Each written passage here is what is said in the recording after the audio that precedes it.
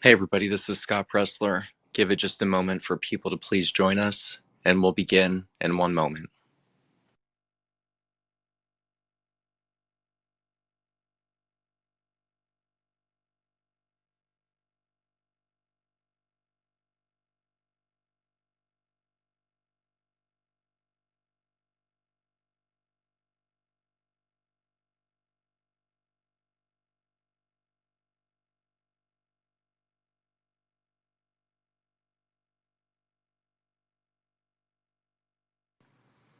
Also, it does look like we have some Gen Z quote unquote influencers in the house. So if you see real Ryan Pence, he's one of our Gen Zs, make sure to give him a follow, just so we're building up the next generation of leadership. And we also have another Gen Z who is breaking MAGA news on here. It's MAGA 202413. We'll give it another minute for people to join in, and then we'll get started.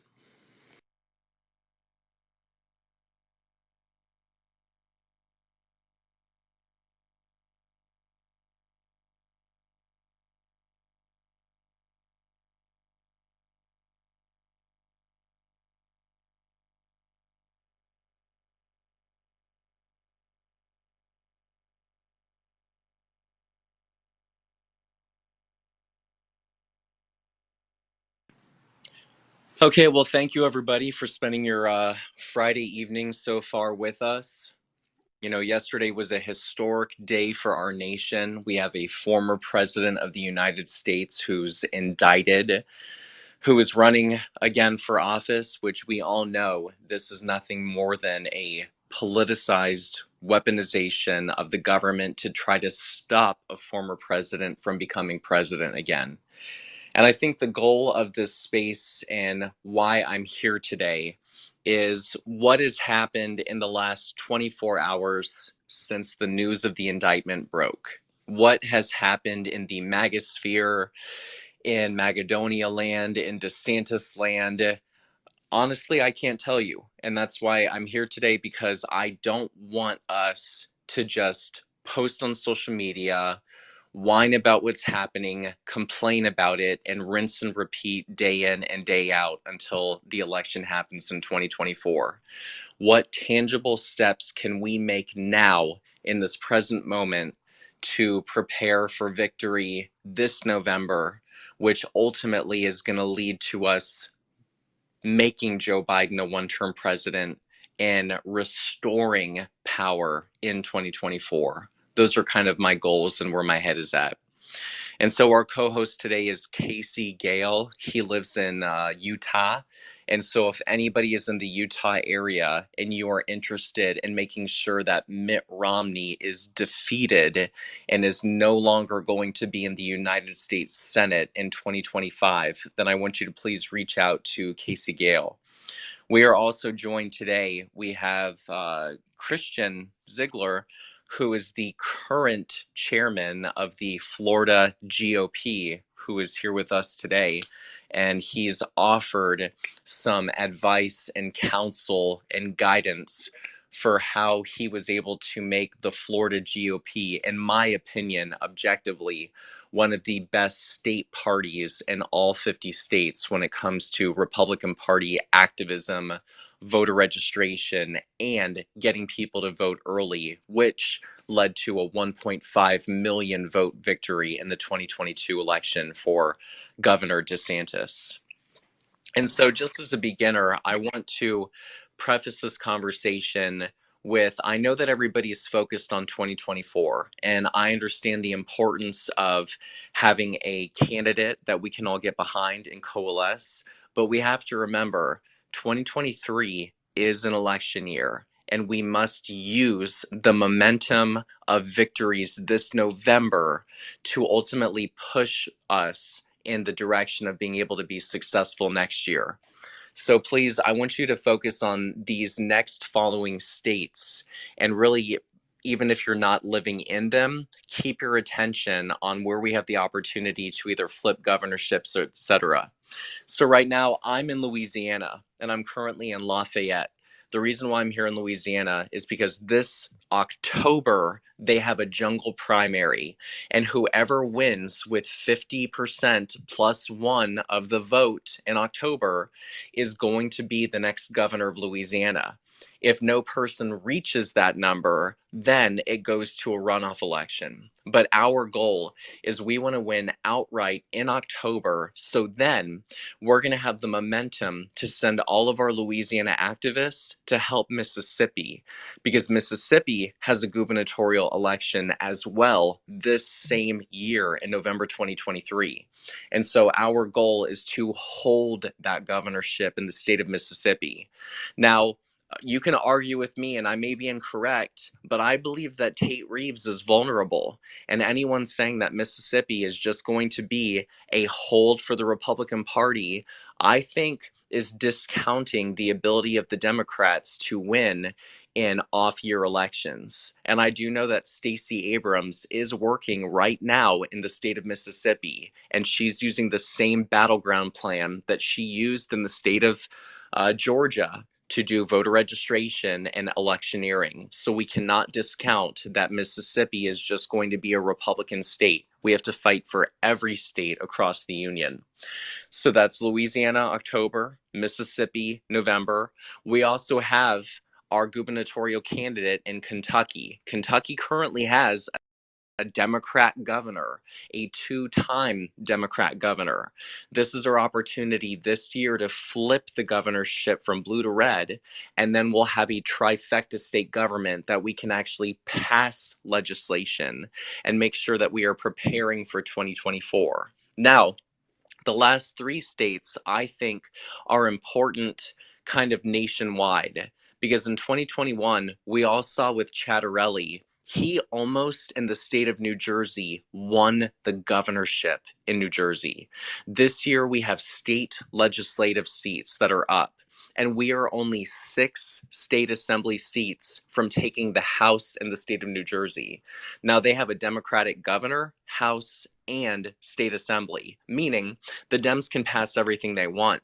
If we are able to get out the vote and flip the House or even the Senate, we'll be able to stop Democratic Governor Murphy from passing reckless legislation in the state of New Jersey. And that would also translate to people thinking, wait a second, if we can win in New Jersey, we can win in Connecticut, we can win in Delaware, we can win in Rhode Island, we can make Oregon competitive. Part of the reason why we're doing all of this work is its mentality. We have to make people believe that they can win, because right now, unfortunately, and please, I understand election integrity is important. I understand there are shenanigans. I understand there are things that are going on with our election systems that are unfair and unjust. But if we continue to talk about the fact that there are shenanigans in elections, but we don't offer any support or any viable options to mitigate those shenanigans, the only thing that we are doing is we're telling people, why vote? Why should you come out and vote if they're going to be shenanigans? So we need to be able to empower people and excite them and give them a reason to believe that we can win elections. And that's why this year in 2023 is so important. Next, Virginia. If you guys are in a state like California or Washington or Tennessee, you guys don't have major elections going on right now. And so I really want you to focus on the state of Virginia, the Commonwealth of Virginia. Every state Senate and every state House of Delegates seat in the Commonwealth of Virginia is up for election this November. Why is that important? Because in 2021, we won the governorship and we won the House of Delegates. We have a 2-seat majority in the House of Delegates. Now, here's the interesting thing.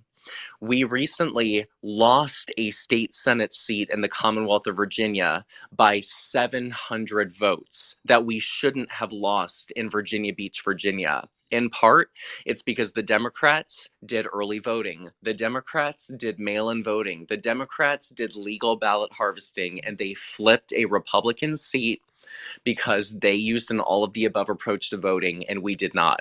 Now, if we are able to hold the House of Delegates in the Commonwealth of Virginia this November, and if we are able to flip 2 state Senate seats, with that Virginia Beach seat being one of them, Governor Glenn Youngkin Republicans will have the governorship, the House, and the Senate. And that would have national implications going into 2024. Because imagine if Governor Youngkin is able to have a conservative legislature, that he's able to govern conservatively. We could see Virginia potentially being in play in the 2024 presidential election. And so that's why this November is so critical for anybody that's supporting President Trump or Governor DeSantis. Every single one of you should be focusing your eye on Virginia. Whatever candidate you are supporting, your goal is to make sure that we are winning in Virginia this November because it will have national presidential implications. And last, this one also has huge implications.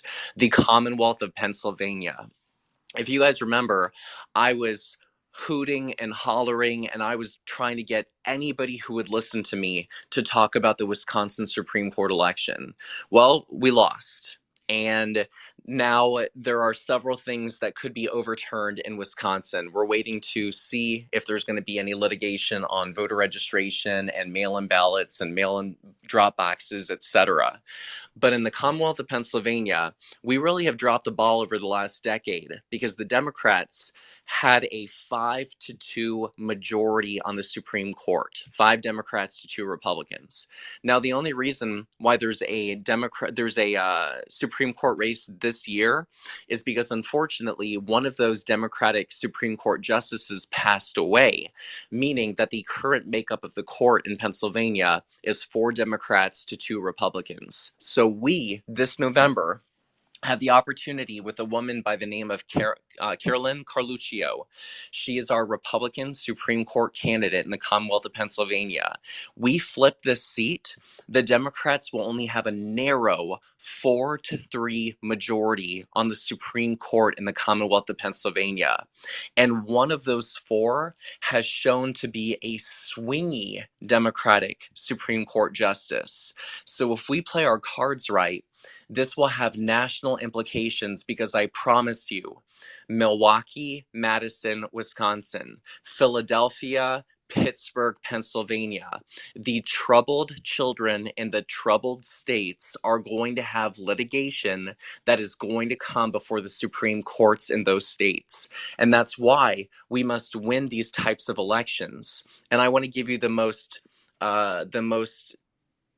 great example of why this is important. I want you to revisit North Carolina for a second. In North Carolina in 2018, the people of North Carolina voted for voter registration ID, for voter ID laws. Now, at the time, the Supreme Court was 4 Democrats to 3 Republicans. Do you know what happened? Because it was Democrats in charge, they negated and they nullified the democratically voted for voter ID laws in the state of North Carolina. So there has been no voter ID since 2018 in the state, even though the people voted for it. Now, here's the cool part. In 2022, the people of North Carolina flipped the North Carolina Supreme Court, and they flipped it from 4-3 Democrat to 5-2 Republican. And guess what happened this year in 2023? That litigation on the voter ID was re-litigated, and the now conservative Supreme Court found that yes, we can have voter ID laws in the state of North Carolina. This has national implications because not only are maybe the congressional maps going to be redrawn in the state of North Carolina, but we're going to have a gubernatorial election that we have the opportunity to flip the governorship. And of course, we have the presidential election in 2024. So for that all important 2024 election, we will have voter ID laws because the people of North Carolina in 2022 flipped the North Carolina Supreme Court. So that's why, if I ever had the opportunity to explain to you the importance of these statewide statewide Supreme Court elections, that is the pinnacle, the epitome of why we should be focusing on those Supreme Court elections. It has national implications. So, again, the states that we need to be focusing on this year in 2023 that are going to provide for us momentum going into 2024 are Kentucky, governorship, Louisiana, governorship, Mississippi, governorship, New Jersey, state legislative races, Virginia, state legislative races, and Pennsylvania, state Supreme Court. Now, you do have elections in other states as well, like New York, you're going to have county executives, etc. But those ones that I aforementioned are, in my opinion, the top priorities in this year in 2023. And so, what are some ways that you who are angry, you're frustrated, you're irate, you're seeing angry words from the GOP, but you're not seeing any action. You're not seeing anything from our congressional members, and you're wondering, what the heck is the Republican Party doing? And I know that many of you at home, you're probably itching to even change your voter registration to independent because you're so frustrated with the party. But there's one thing that I want to offer to you is to anybody that has that frustration and that goes, wow, why is Scott not hearing from the party chairwoman? And that today is day number 56 of him reaching out to her. And why is Scott helping state parties across the country, helping to build them up without asking a dime from any of those state parties? Well, here's what I offer to you. Number one, I personally, if you're feeling that way, this is just me talking. I humbly ask you, don't change your party voter registration. Because if you're in Florida, you know what you're doing? You're actually limiting your ability to choose your next presidential candidate for 2024, because we have closed primaries in New York, California, Pennsylvania, Florida. There are states across the country, Oregon, that you must be a registered Republican in order to vote for your Republican Party presidential candidate. And so if you're so angry at the party that you change to independent, you're actually limiting your own voice and your own ability to choose the party that you want to see. And that's why I understand the frustration. Trust me, I'm part of it. But at the end of the day, I'm a collaborator and a team builder, and I want to see a Republican Party that we are all proud to be of, even if we aren't happy with the national leadership. That's fine. That's why we're going to become precinct chairs. We're going to take over peacefully county parties. We're going to become committee men and committee women. But we cannot take over a party unless we first become a part of that party. And that's why we must do this, again, peacefully, but we must also do it logically and rationally and with a plan of action. So if you at home want to do something that is going to have national implications and that is going to be especially helpful to me, then what I'd like you to do is I want you, if you have an Android or iPhone, please go to your Play Store or your Google App Store. And I want you to download, please, the application Early Vote Action. Early Vote Action. And what it's going to look like is the code, or what it looks like as the picture. It says EVA, and the V looks like a check mark, like a checkbox. And it's a free application. You don't have to pay for it. This is our application with earlyvoteaction.com. Now, one thing that I'm focusing on is with Early Vote Action, I'm focused on 5 key states: Arizona, Nevada, North Carolina, Pennsylvania, and Wisconsin. And that's with all due respect to other states who are all important. But look, if we're going to win back the White House, if we're going to make Joe Biden a one-term president, it means that the math dictates we have to win those states in order to win. And yes, thank you, Carmen, and thank you, Casey, for putting up that. So if you look at the very top in the nest, or if you look at the Jumbotron as it's sometimes dictated, it looks like that, EVA, Early Vote Action.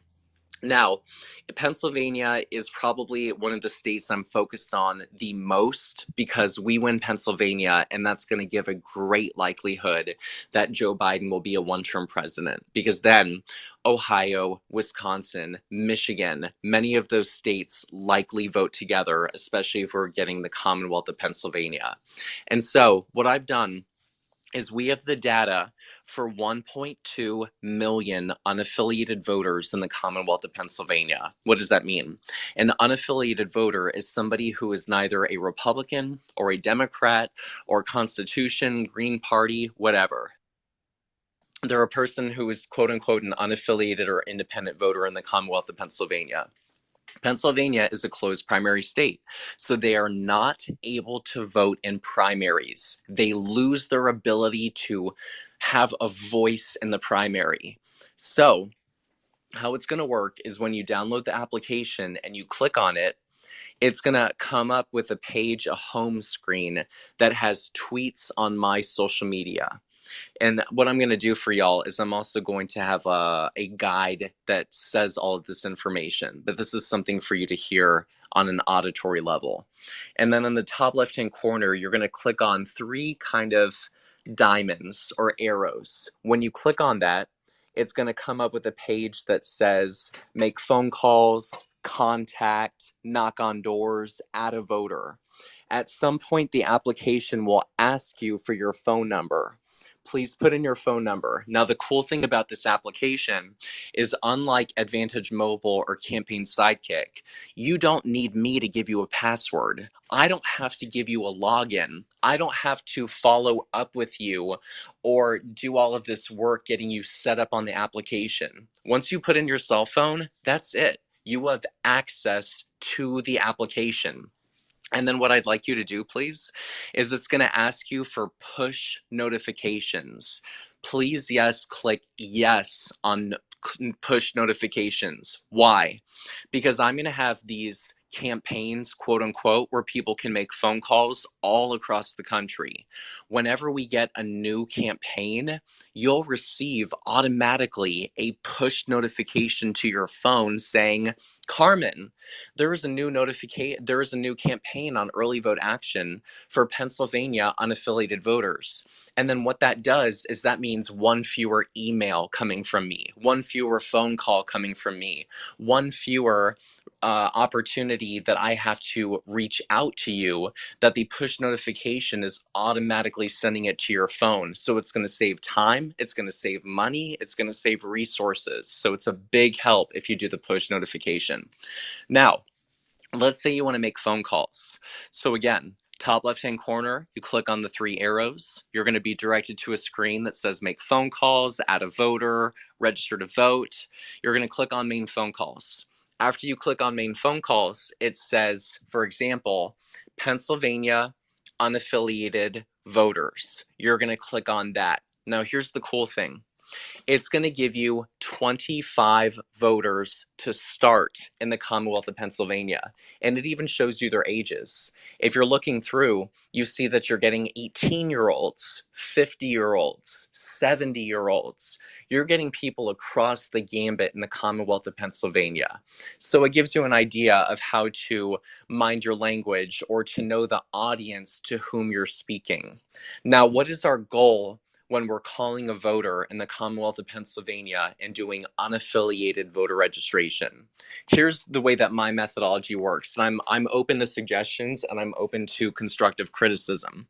So when I went door knocking in Pennsylvania, what we did is I went up to unaffiliated voters' doors and I introduced myself and said, hey, I'm Scott, and I'm doing an official presidential straw poll. If the election were held today, who would you vote for?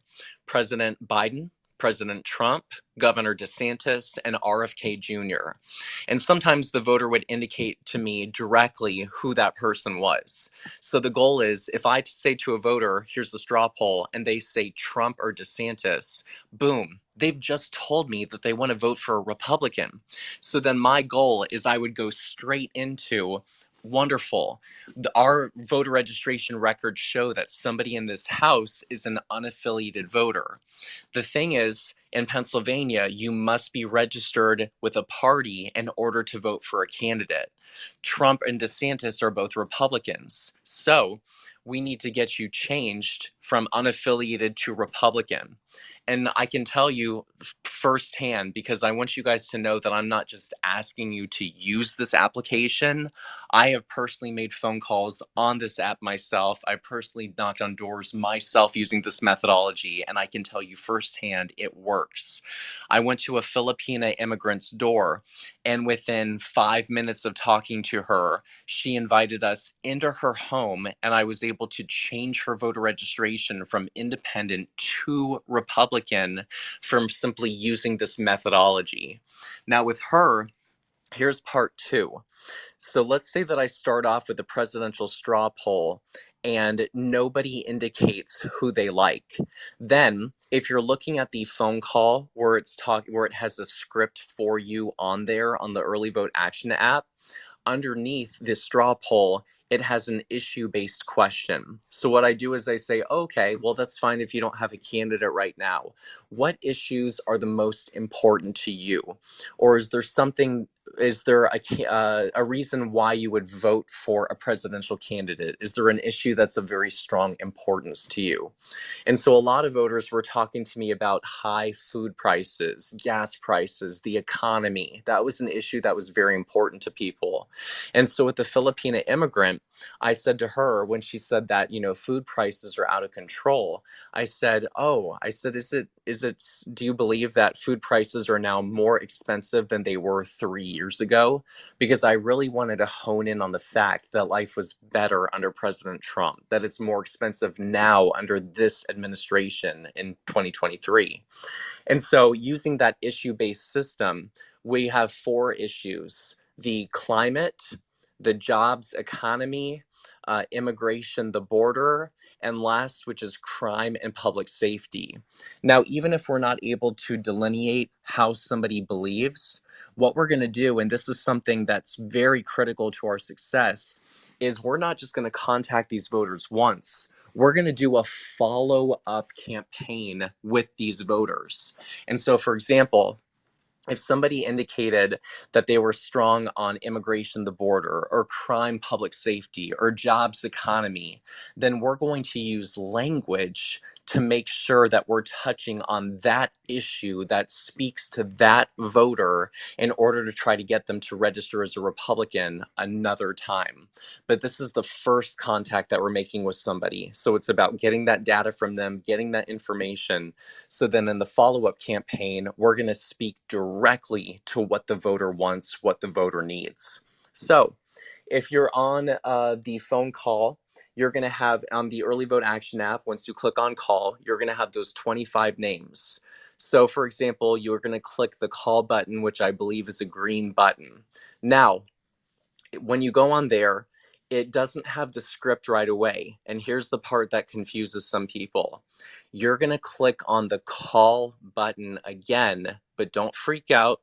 Don't worry. It doesn't call right away.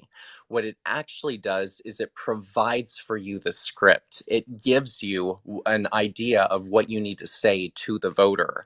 And if you look all the way at the bottom, it will then have the number that you can simply click on, and then you will call the voter. So if any of you are using the application and you're wondering, Scott, why can't I see the script? Where is the script? It's because you have yet to click the call button in order to get the script before clicking on their number. Now, when it comes to voicemails, we're not currently leaving a voicemail. I tried this a few times. It has yet to work, but it's a little hard to do a presidential poll on a voicemail. If you have a way that works for you, or if you have a constructive criticism to me on what you suggest for leaving a voicemail, I'm certainly open to it. But just remember that that means if you leave a voicemail, somebody may want to speak with you in the future. So whether or not you're open to continuing that contact with them, if you are, thank you for taking the extra action and doing so. If not, then you can just click next and move on to the next person, and we'll just try to get a live voter. Now, just so you guys have an understanding of how I have a conversation with people, this is the last conversation that I had with a voter using the Early Vote Action app. The woman's name on there, we'll just say it was Mrs. Murray. So I call, a woman answers the phone. I'm just going to assume her name is Mrs. Murray. I don't ask, is this, or I don't ask, can I speak to? I just say, Mrs. Murray, this is Scott Presler. I'm doing a presidential straw poll. If the election were held today, who would you vote for? And she kind of cut me off right away and rushed into it. And she said, well, I don't know who I'm going to vote for, but I can tell you it's definitely not Joe Biden. And that's all I'm going to tell you at this time. And she was ready to hang up and depart the phone with me. But I very quickly said, ma'am, just a moment. I said, just so you know, if you know any unaffiliated voters in the Commonwealth of Pennsylvania, make sure they know that if they want to vote for a candidate, they have to be registered as a voter with that party in order to vote for the candidate. And I said, thank you so much for your time, and I hope you have a wonderful Saturday. So from that conversation, I was able to delineate she wasn't a Biden voter. And I was able to give her the information, educating her about closed primary and registering to vote with a party to vote for her candidate. Because ultimately, she wasn't a Biden voter. So does that mean she's RFK Jr.? Not necessarily. Does that mean that she's Trump or DeSantis? Not necessarily. But on the app, I'm able to put a positive response that she was more likely to vote anti-Joe Biden, against Joe Biden. And that is data that is going to be crucial for our follow-up campaign, because it's basically like what we did in 2016, which was a Stop Hillary campaign. It didn't matter who the candidate was. It was all about stopping Hillary. This time, it doesn't matter who the candidate is, quote unquote, at this present moment. This is all about stopping Joe Biden, defeating Joe Biden. And that is the angle moving in. Now, let's say that you meet your 25 phone calls and you're so excited that you want to do more and you're impassioned. Great.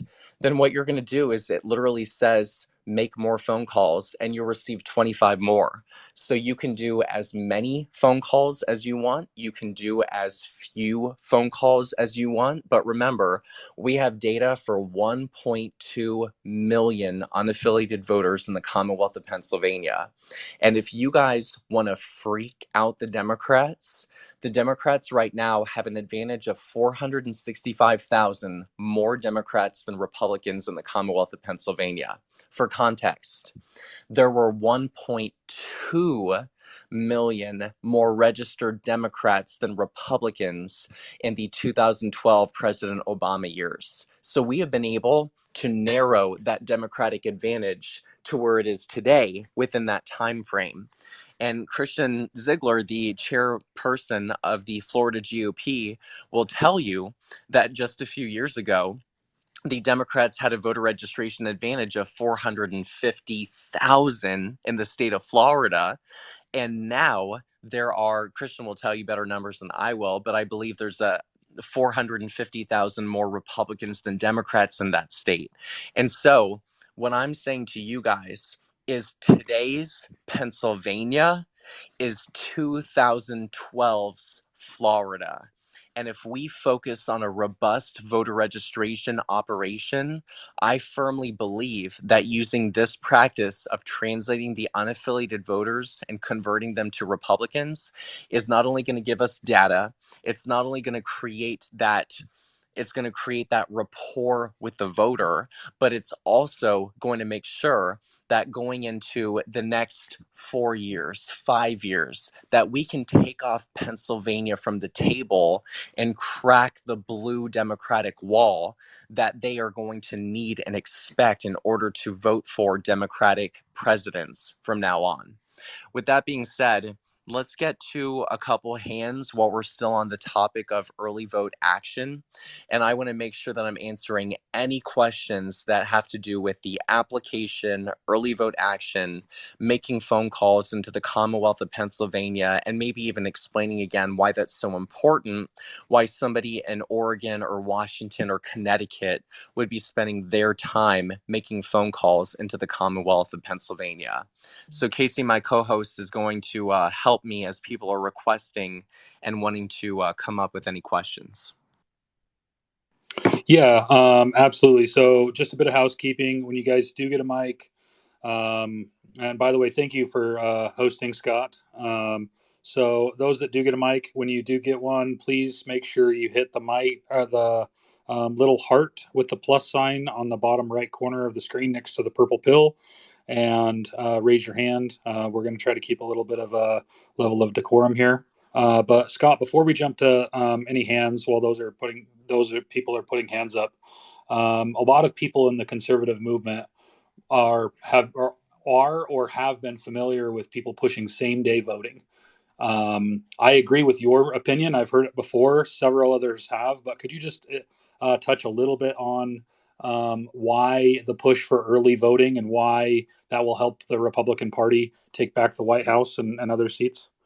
Certainly. I'll go over this briefly because I'm certain that you guys don't want to listen to just me bloviate all day. But here are a couple reasons why I believe Republicans must have a robust early voting operation if we're going to be successful in 2024. So lend me your ear for just a moment. Number one, guys, look, we have Ari with us from the great state 48. He's a Gen Z conservative. He has worked tirelessly for candidates like Carrie Lake, Blake Masters, etc. Guys, what happened in Arizona on election day? The unfortunate nature is we told the Democrats where we were throwing the football. We told them our strategy. We said to them, I'm waiting to vote on one day. And so what happens? The Democrats are doing early voting. The Democrats are doing mail-in voting, right? And our people wanting to do the right thing and vote on election day and make their voices heard, well, we had an estimated 30% plus machines coincidentally go down in Maricopa County, the most populous county, on election day in the great state 48. And so thousands of Republicans were disenfranchised. And ultimately, and I want to make this clear, this is important I say this, I'm not blaming Republicans for waiting to vote on election day. I want to say that again. I'm not blaming Republicans for waiting to vote. But what I'm saying is because we told them our strategy, the Democrats knew how to throw a wrench into the system. They knew how to take what would have been a victory for Carrie Lake and Abe Hamadeh and Blake Masters. They were able to cause shenanigans because ultimately they knew what our strategy was. And so I want to make that clear. I'm not blaming people. I want to make sure that no Republican is disenfranchised and that every vote is going to be counted going into the 2024 election. That is the reason why we're having this conversation. Number two, people say to me all the time, they say, Scott, one day, one vote, one paper ballot. That's cool. I love it. I'm excited about it. That's great if we can make it happen.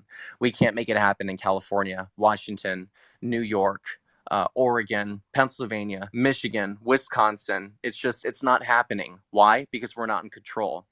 And it's not happening because the state legislatures are not going to be able to pass it or the governors are not going to sign it, right? And so therefore, we have to play with the set of rules that are given to us. And the Democrats, we know, are going to use every legal tool at their disposal. They've already proven that. So we can either use every legal tool at our disposal, or we can all wait to vote on election day and we can see a pipe burst, or we can see the electricity go out, or we can see the machines go down, or we can see in Harris County, Texas, where Tom Slocum for Texas, who has joined us today, can verify to you and fact check me that paper ballots, that voting locations ran out of paper ballots as early as 7:30 a.m. in Harris County, Texas, polling locations. Fact check me, 7:30 a.m. Yeah, and some locations didn't even have ballots when they opened.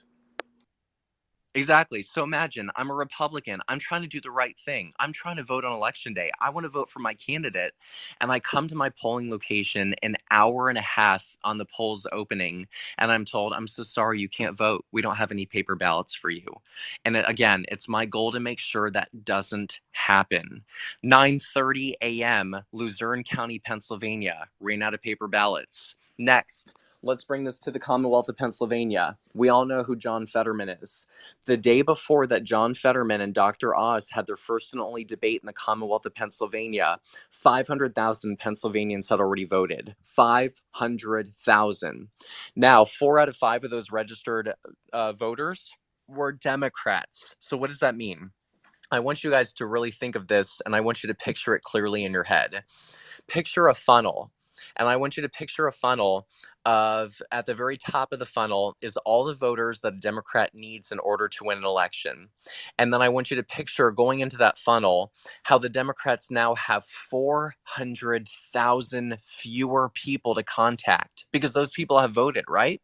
So if I'm an operative for John Fetterman, I'm excited because I have 400,000 fewer people to contact. And I'm going to use data and I'm going to use all of the tools that I have to determine the voters, the low propensity ones that I need in order to elect John Fetterman to the United States Senate. Whereas if I'm a Republican, my funnel doesn't really exist. I mean, sure, I have a funnel, but all my voters are still at the top. They're waiting to vote on election day. So if I'm a Republican, I'm constantly in panic freak out mode because I know that all of my people are going to wait to vote on one day. So I have everybody to reach out to, everyone with no time and no money. And I'm casting this wide, expansive net, wishing and praying and hoping that every single one of my voters is going to vote on one day. And so the quote that I really want people to pay attention to is please remember that Democrats vote for weeks and Republicans vote for 12 hours. We're playing with our hands tied behind our back, blindfolded, and with plugs in our ears. And then we wonder why it's difficult for us to win elections. Meanwhile, the Democrats, I live in Virginia, we have 45 days of early voting. Did you know that? 45 days. So the Democrats vote for 45 days, Republicans vote for one. Next, weather is an issue in Florida, and Christian will tell you this. The day before election day, November 2022, there was a hurricane watch in the state of Florida. Now Florida, it was just devastated on the west coast, that there were entire places that were leveled, or we had places like there was an island on the west coast of Florida that it was taken out, the road that went to that island. And so, this area that just had this severe hurricane that came through 2 months earlier was just told there's going to be a hurricane watch again. And then in Nevada, we had snow on election day. Adam Laxalt lost by 8,000 votes. The Republican county of Washoe, that includes Reno County, which we have more registered Republicans than the Democrats do, right? We in the state of Nevada had 150,000 Nevada Republicans that did not vote, that did not turn out on election day in November of 2022, and Adam Laxalt lost by 8,000 votes. So the moral of the story of what I'm coming to before I come to the la creme de creme is we have the votes, guys. There are Republicans, and we have the votes to win in states like Arizona, Nevada, Georgia, etc. But the fact of the matter is the Democrats are better about getting their people to vote. They're better about mobilizing and galvanizing their people because they have more time to do it, because they have more resources to focus because of that time, the low propensity voters that they need to win elections. Now, the last thing that I'll say, because Christian is here and this is Florida specific, Florida, for the first time in history, correct me if I'm wrong, won statewide early voting plus mail-in voting in 2022. The Democrats usually always have a lead, but for the first time in history, we won both of those data points coming together in the state of Florida. And furthermore, we won in Duval, Jacksonville, Clearwater, Pinellas, Seminole County outside of Orlando, West Palm Beach, and Miami-Dade. Now, think about this. If I'm a guy in Philadelphia, Pennsylvania, and I see that Hillary Clinton has a 1 million vote lead in the state of Florida and the state of Ohio in early voting, do you think that I'm going to be inspired to vote with Hillary Clinton have such an insurmountable lead? Probably not. I'm going to be depressed. I'm going to be demoralized. But imagine this. In 2022, if I'm a guy, or 2024, if I'm a guy in Philadelphia and I see that Republicans are again winning West Palm Beach and early voting for our Republican presidential candidate in that election, I'm going to be inspired as heck to vote because I see that Republicans are once again winning in blue areas and blue counties that we shouldn't be winning. And that in turn is going to motivate people across the country to get out and vote. So our goal is to use early voting to our advantage to turn out Republican numbers in blue counties to show people in their heads mentally that yes, we can win elections, and let's use early voting and an all of the above approach in order to do it. Yeah, I completely agree, Scott. If we're going to, like here in Utah, if we're going to get rid of Mitt Romney, the effort has to start now. The effort can't start next week. It can't start next month. It can't start in January. We've got to start organizing things today. And, Mitt Romney is a huge priority to me, and he's also a huge priority to the Republican Party. But a bigger priority is taking back the White House. But this is your space, Scott, so we'll go to your hand, I guess, and then you said you wanted to keep the hands flowing and go to some of the listeners in the audience. So I'll take the back seat here. I do. No, I just want to give a shout out because in addition to having the VIP of the Florida State GOP chairman, Christian Ziegler, we also have Congresswoman Lauren Boebert in the House. Congresswoman, if you would like to speak, if you would like to share, I'm certain that people would like to hear from you. So please, the floor is yours if you would like to say something, Congresswoman. But again, for hands, I think let's go ahead. Ari, I believe you were first, and then what we'll do is we'll go to Ryan and then Chris. Thanks so much, Scott. I appreciate it. Great info that glad you're sharing with everyone. I wanted to kind of add two little things on top of that. The first is in Arizona in particular, you're right on point where we have the votes for it. In 2018, Doug Ducey got 1.35 million votes. In 2022, Kari Lake got 1.275. And the reason why that is exactly because we had internal party fighting to where we didn't utilize what, in my opinion, was arguably one of the greatest early voting and mail-in voting machines in the whole country. And that was the mail-in voting and early voting machine in the state of Arizona. We did not utilize it to the extent that we needed to in 2022. If we had Kari, if she had gotten the same amount of votes that Ducey got, she would have blown Katie Hobbs out of the water. And that's just all machinery, in terms of us needing to get those votes out early. I remember I was knocking doors every single day for those from the primary up until the general. And it was frustrating to, hit so many voters who were saying, oh, I'm waiting till election day. And I would always tell them, hey, turn in your ballot now. Like you can trust it. I turn in mine in early. I don't vote in because I did vote in once and I had issues with it, but I vote early. And in Arizona, my vote's always been counted when I vote early. The second thing before I move on is with these campaigns in the election, don't always think about the top of the ticket. If you go help out, like what helps, for example, Congresswoman Boebert, is you can help out the state legislative races within her district, and helping them on the more local scale allows you to get more fine-tuned with the people in your neighborhood, in your area. And you not just help out Congresswoman Boebert, but you can help out her legislative people, such as her state senator, her state house member, and everyone top down the ballot. You don't have to look at just the people running federally. Really get in touch with your local politics, because they're the ones who are really shifting, moving, and they can give you the data, give you the resources, and give you the teams and the friendships and camaraderie that you need to push forward and to go change your area, move it more to the right? No, very, very good points, Ari.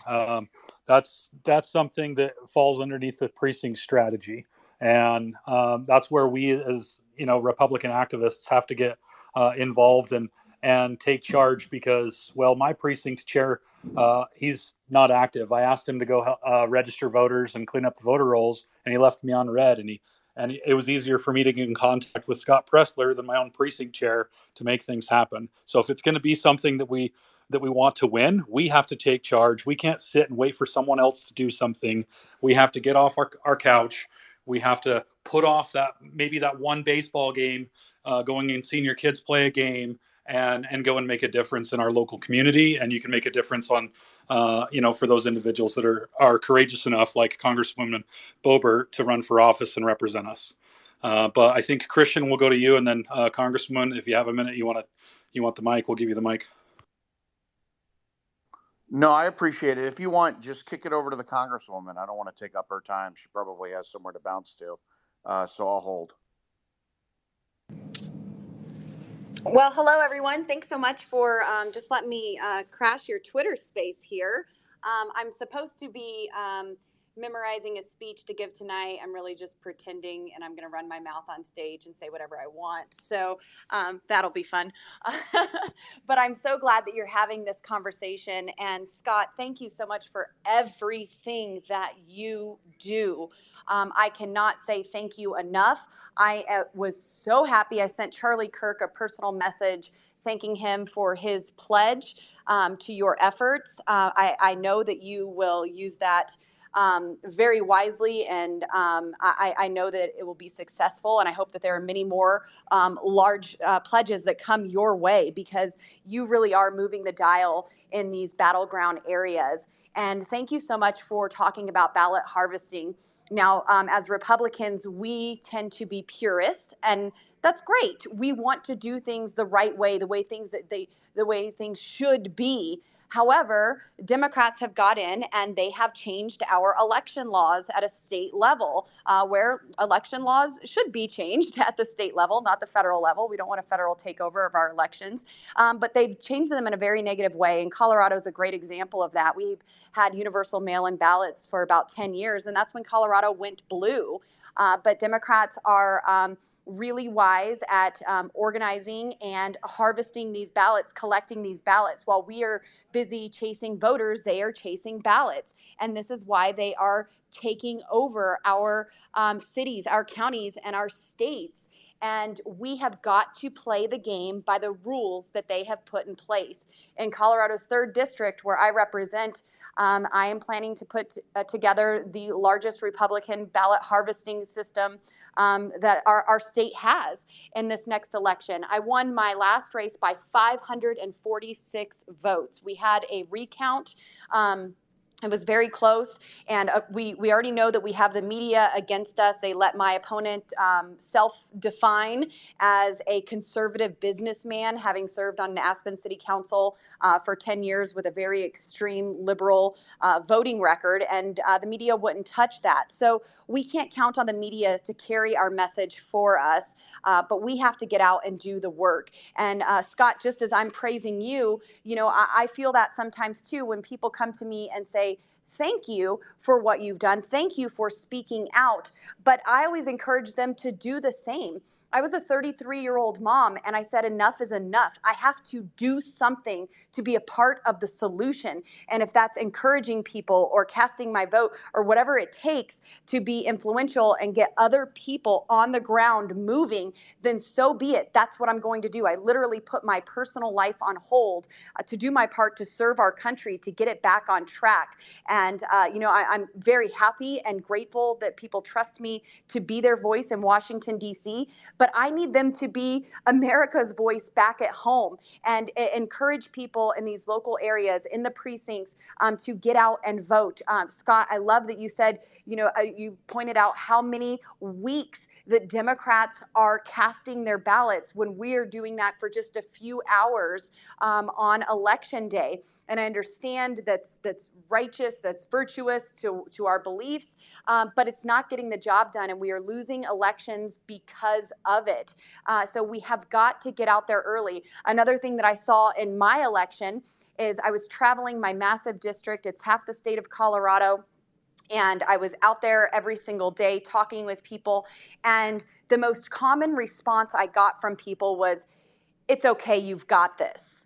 And that scared me every time that I heard it, because there was not enthusiasm to go and encourage other people to get out and vote, to get out and be a part of this election cycle. And I think that that's something that really hurt us. And then in the states like Colorado that have universal mail-in ballots, a lot of people fill out their ballots, but then they leave it sitting on their kitchen counter for weeks and it never gets turned in. So when we have the system, the infrastructure in place to go out and actually collect these ballots, then I do believe that we will see the shift in our election results. And it's what we have to do. It is our patriotic civic duty to get out there and make sure that these ballots are being cast, and that we are doing it in the same amount of time as the Democrats are doing it. And hopefully our volume is just much greater, so we have the results that we're going to see. If we keep doing what we've always done, we are going to have the government that we have now, and if not worse. Each and every day I wake up and I say, gosh, there's nothing more extreme that the Democrats can possibly do. And then they do something more extreme. It's not getting better. They are not going to the middle. They are more and more progressive each and every waking moment. And it is our responsibility to put an end to this. So again, I just want to say thank you, Scott, for everything that you were doing. I'm sure there's other folks in this group that I may not be as familiar with who are doing a lot on the ground and to help you in these efforts. So thank you all so much. And to everyone who's listening, please, I hope that this encourages you to get out there and take our country back. Don't just say thank you to somebody and go about your day, but look within yourself and say, what has God called me to for this time? Because you're created for now. You weren't created for another time in history. You're here on purpose with a purpose. So what can you put your hand to be a part of the solution? Congresswoman, thank you so much for being here. I know that you have an event to go to, a speech to make, but I just want to say thank you for showing up and for showing that you're willing to listen to the people. It means so much to know that we have your ear and that you're willing to listen to our suggestions to you. And thank you not only for speaking on behalf of the constituents you represent in Colorado, but thank you for speaking for all of us too and being our voice. And I promise that we will do whatever we can to make sure that you are re-elected in 2024 to the House of Representatives. Thank you for spending time. Thank you so much, Scott. Not everyone on this Twitter space can vote for me, but every day that I'm in Washington, D.C., I am voting for you.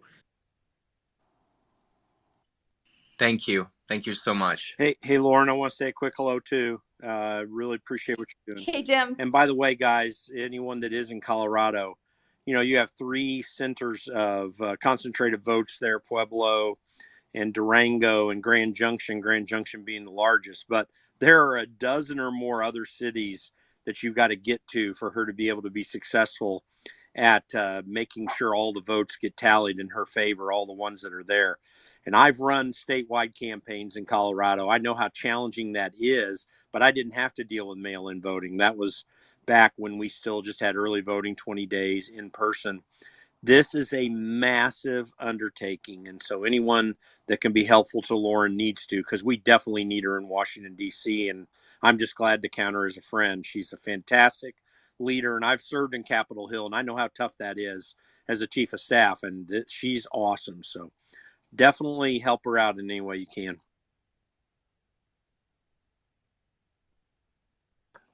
Yeah, thank you, Jim. I agree. And one thing that Congresswoman said is that we can vote for those represented that represent us, but she's voting for us every day in Washington. So one of the things that Scott Presler talks about with his early vote action project is for neighboring states to go and help out someone. If you live in Utah, where I live, you can go and help out in Colorado. You can go and help out in Arizona. You can go and help out in Nevada. And that's something that I fully intend to do. Go spend a weekend registering voters and building support in a certain area, and then introduce those people to folks and friends that you've met when you go to those events. So with that, we'll go to Christian. You were kind of next to speak, and then back to Scott. Yeah, no, look, I appreciate it, Casey. Scott, I appreciate everything you do. I mean, it's somehow someone made voter registration interesting, cool, and fun, which is a very difficult thing. And we've been trying to do it for a long time. But you clearly have a cult following because, as chairman of the Republican Party of Florida, I just traveled the state. And when I go into these counties, we got 67 counties, and I go speak, your name comes up probably at least half the time. Someone will bring your name up and demand that I figure out who you are and I get involved with you. So you're definitely out there, and I appreciate everything you've done. I know you came down, you trained the Florida GOP. You took some time coming down here to train us, and everything you do for the cause is just so fantastic. So, and I also sent a message to Charlie Kirk thanking him for his generous support of your efforts as well. Turning Point going in with you. So this is awesome. Look, as a party chairman, I obviously look at things through a little bit of a different lens, but everything that's been said here is completely accurate. We cannot wait for the party. I mean, I'm going to do my best to really organize our party and be active and be aggressive here in Florida. We're going to continue to do it. But we really count on everyone on the ground, all the grassroots, to step up and take the lead. So everyone that's on here is really kind of taking that first step. But we really need you on the ground, and that's where this app that Scott has is a winner. But also join your county parties. That would be great. I can tell you with vote by mail, Scott's right. Last cycle with Governor DeSantis, we actually did win the early in-person vote plus the vote by mail. If you combine that, we won the early vote here in Florida, and that took us into election day in pretty good shape. And because of that, we went from Governor DeSantis winning by 30,000 votes or half of a percent in 2018, and then 4 years later he won by 1.5 million votes or 19.4%. And a lot of that is, we have a very aggressive early vote operation here in Florida that, I'm a member of the RNC now, the 168. I go to those meetings and, I talk to these other chairmen, and I'm not sure they have as aggressive of an outreach or a plan. So that's why it's so great to see Scott launching this. And his message on the early vote is exactly right. I mean, in 2020, it was pretty tough because there was all this questions and concerns with vote by mail, and a lot of our voters sat it out. But Scott's exactly right. I mean, there's two issues. Is number one is you wait till election day in states like Florida, we have a hurricane. That's obviously going to drive turnout down. And if we're counting on election day, we are going to be screwed. Thunderstorms, we have them all the time, right? In Florida, that will drive, turnout down, and some of these voters that are normally involved will not show up because they don't want to go out in the rain if they're not very involved. It's already difficult to get voters to turn out anyway. You don't need to battle the elements on one day. So that's a problem. But number two that I mentioned to a lot of people, which really registers, is the beauty of early voting and getting your ballot in early. I don't care if you do it by vote by mail or you do it on the first day of in-person voting. Don't wait till the end, because what happens is this is a sales game. It's a sales funnel. And, the sooner we can get your ballot in, people always say, how do you get off the text list and the mail list and the robocall list? The quickest way you can get off is by casting your vote, because if you have competent consultants, they're going to remove you off the list, right? So when you think about that, what happens and what the Democrats have done is by getting their votes in early, they can squeeze out every single dollar towards the end because they're targeting less people. So their money goes a longer way, right? If we're waiting until it's like a sales funnel, again, it's big at the top. As you get the votes in, it narrows down. The problem with the party is our sales funnel is upside down, and we have a big wide net at the bottom, which is election day, and we don't know really who to target, and we're targeting so many people that we might only send one piece of mail out for election day in some of these races, whereas the Democrats might send 2, 3, 4 because they have less voters to target, right? So if you get your vote in early, you will that night we get reports from the party or as party leaders. Once you cast your ballot, let's say you do it 40 days out with vote by mail, we remove you. You will stop getting direct mail. You will stop getting text messages. You will stop getting robocalls pushing you. You will stop getting door knockers because your vote's in. We're done with you, right? So you want to get that vote in early because then if we can lower our list from 100,000 to like 20,000, now all our dollars are going to a smaller bucket rather than sitting there with 100 going into election day and hopefully we're going to find the right people. So that's a big thing. That's very important from a strategic spending side. And if you think about it, if every candidate is sending direct mail, let's say it's 40, 50 cents a piece times however many candidates are on your ballot, you're saving the entire Republican slate if you're getting your vote in early. The last thing I'll share, and then I'll kick it over, is vote by mail. I'm an in-person election day voter. I'm just one of those. I love getting in line, talking to people. That's me. But I request my vote by mail ballot every single cycle. I fill it out at home.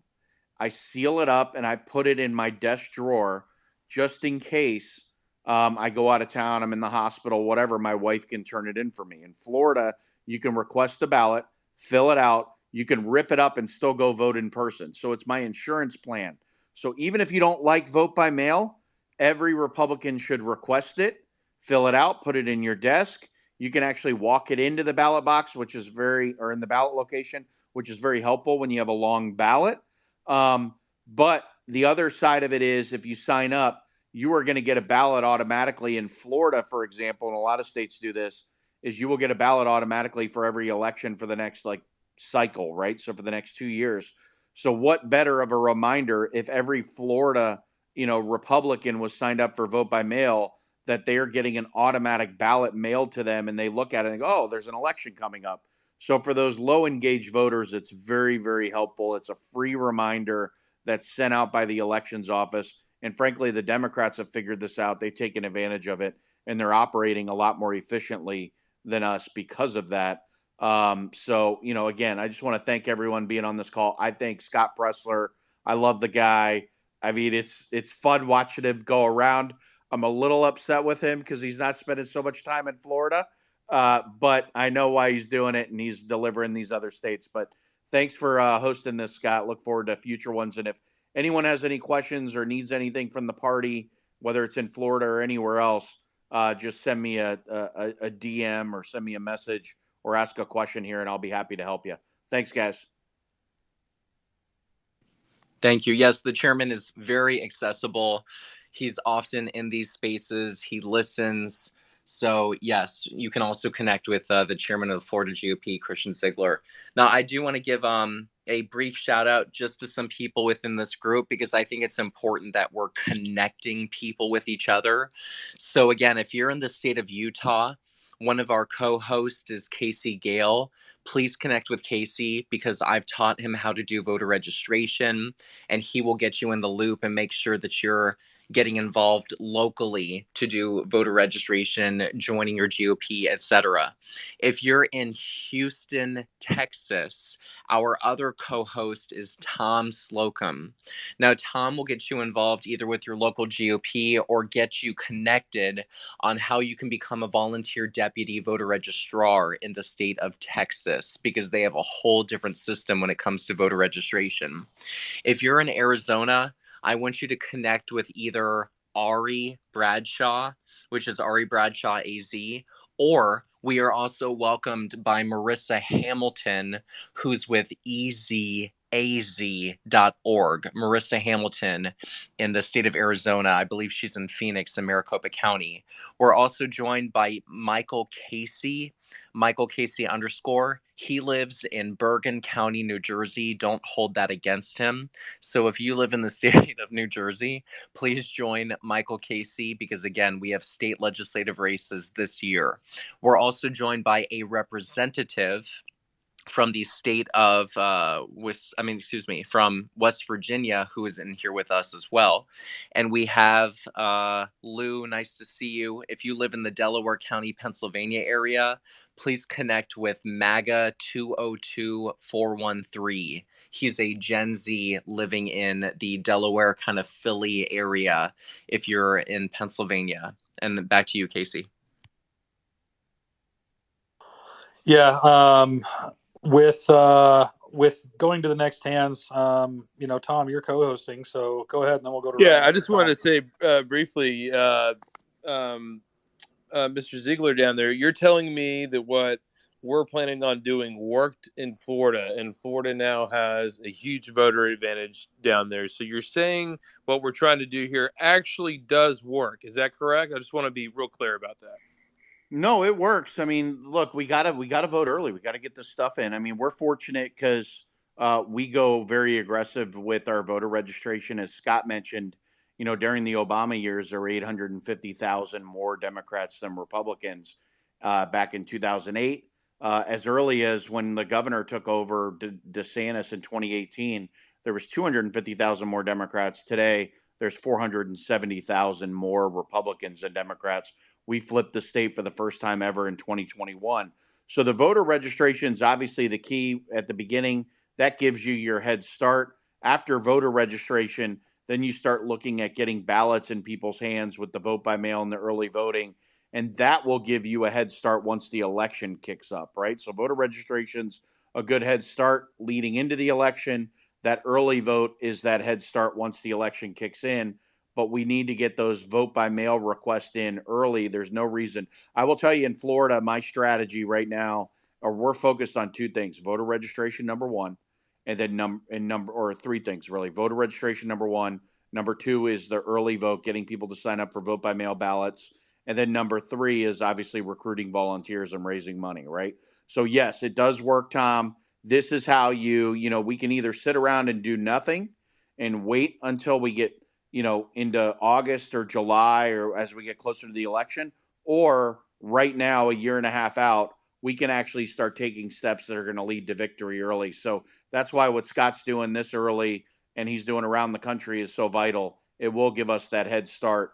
And again, in Florida, I mean, Trump from 16 to 20, he 3x'd his margin of victory from 16. He 3x'd it in 20 when he underperformed in other states percentage wise. And then obviously with the governor going from 0.5% to 19.4% victory, I mean, I think what we're doing is working, chasing the early vote and going aggressive with voter registration. Yeah, and I wanted to say one more thing. I think it's going to save us when it comes to actually running our races if we have better data like the Democrats have, because then you can concentrate where you're spending your money. Maybe you've got things in the bag. Maybe you've got a better handle, better grip on the situation. You can refocus money to other races where that money may actually have a really big effect. So you're becoming more efficient. I come from engineering land, oil and gas land. I like efficiency. And so when I study a problem, I try to figure out how can we be the most efficient, and also what is the competition doing? Because I want to beat the competition and produce a better product, right? So I see what the Democrats do on the south side of Houston. Rodney Ellis, he's getting 70% turnout in some of these precincts. Well, how does Tom Slocum get 70% turnout in some of our precincts? What do we have to do there, right? And so, we look at low-hanging fruit. I found out that my church, over 25% of us aren't even registered to vote. I go to the biggest Southern Baptist church in Houston. That's a problem. Also, another problem, we have less than a 50% turnout at that church. Another huge problem, right? And so how do we address those problems? But also, we have a lot of older voters, our base, that are in assisted living centers, retirement communities, etc. Their addresses are changing. Sometimes it gets switched around. They never get re-registered. I really want us to figure out a way to focus on that, because it seems like that mail-in ballot opportunity is there. And really, I think those are a lot of people that aren't getting the opportunity to vote in all of our elections. Maybe they get to vote in the presidential election because they make a big deal about it, but they're not voting in all the primaries. They're not voting. We're not making ourselves accountable for our voters. And I wish we can install. We got the technology now, right? Karl Rove did this back in the 80s and 90s with DOS or Windows 95 or whatever. Come on, we've got such good technology now. There's no excuse for the grassroots not to do this. And I'm super excited about what Scott's doing. And I did get to have him on the radio earlier today in Houston, and we got to talk to him on AM radio for about 20 minutes. So thanks again, Scott, for coming on the radio today. But let's go ahead and go back to Hans, and I appreciate you having me up here. Yeah, I think we got Ryan next. Go ahead, Ryan. Yeah, thank you, Scott, for hosting this. Thank you, and also giving us a voice. Christian, please keep an eye on your DMs. I actually also live in Florida.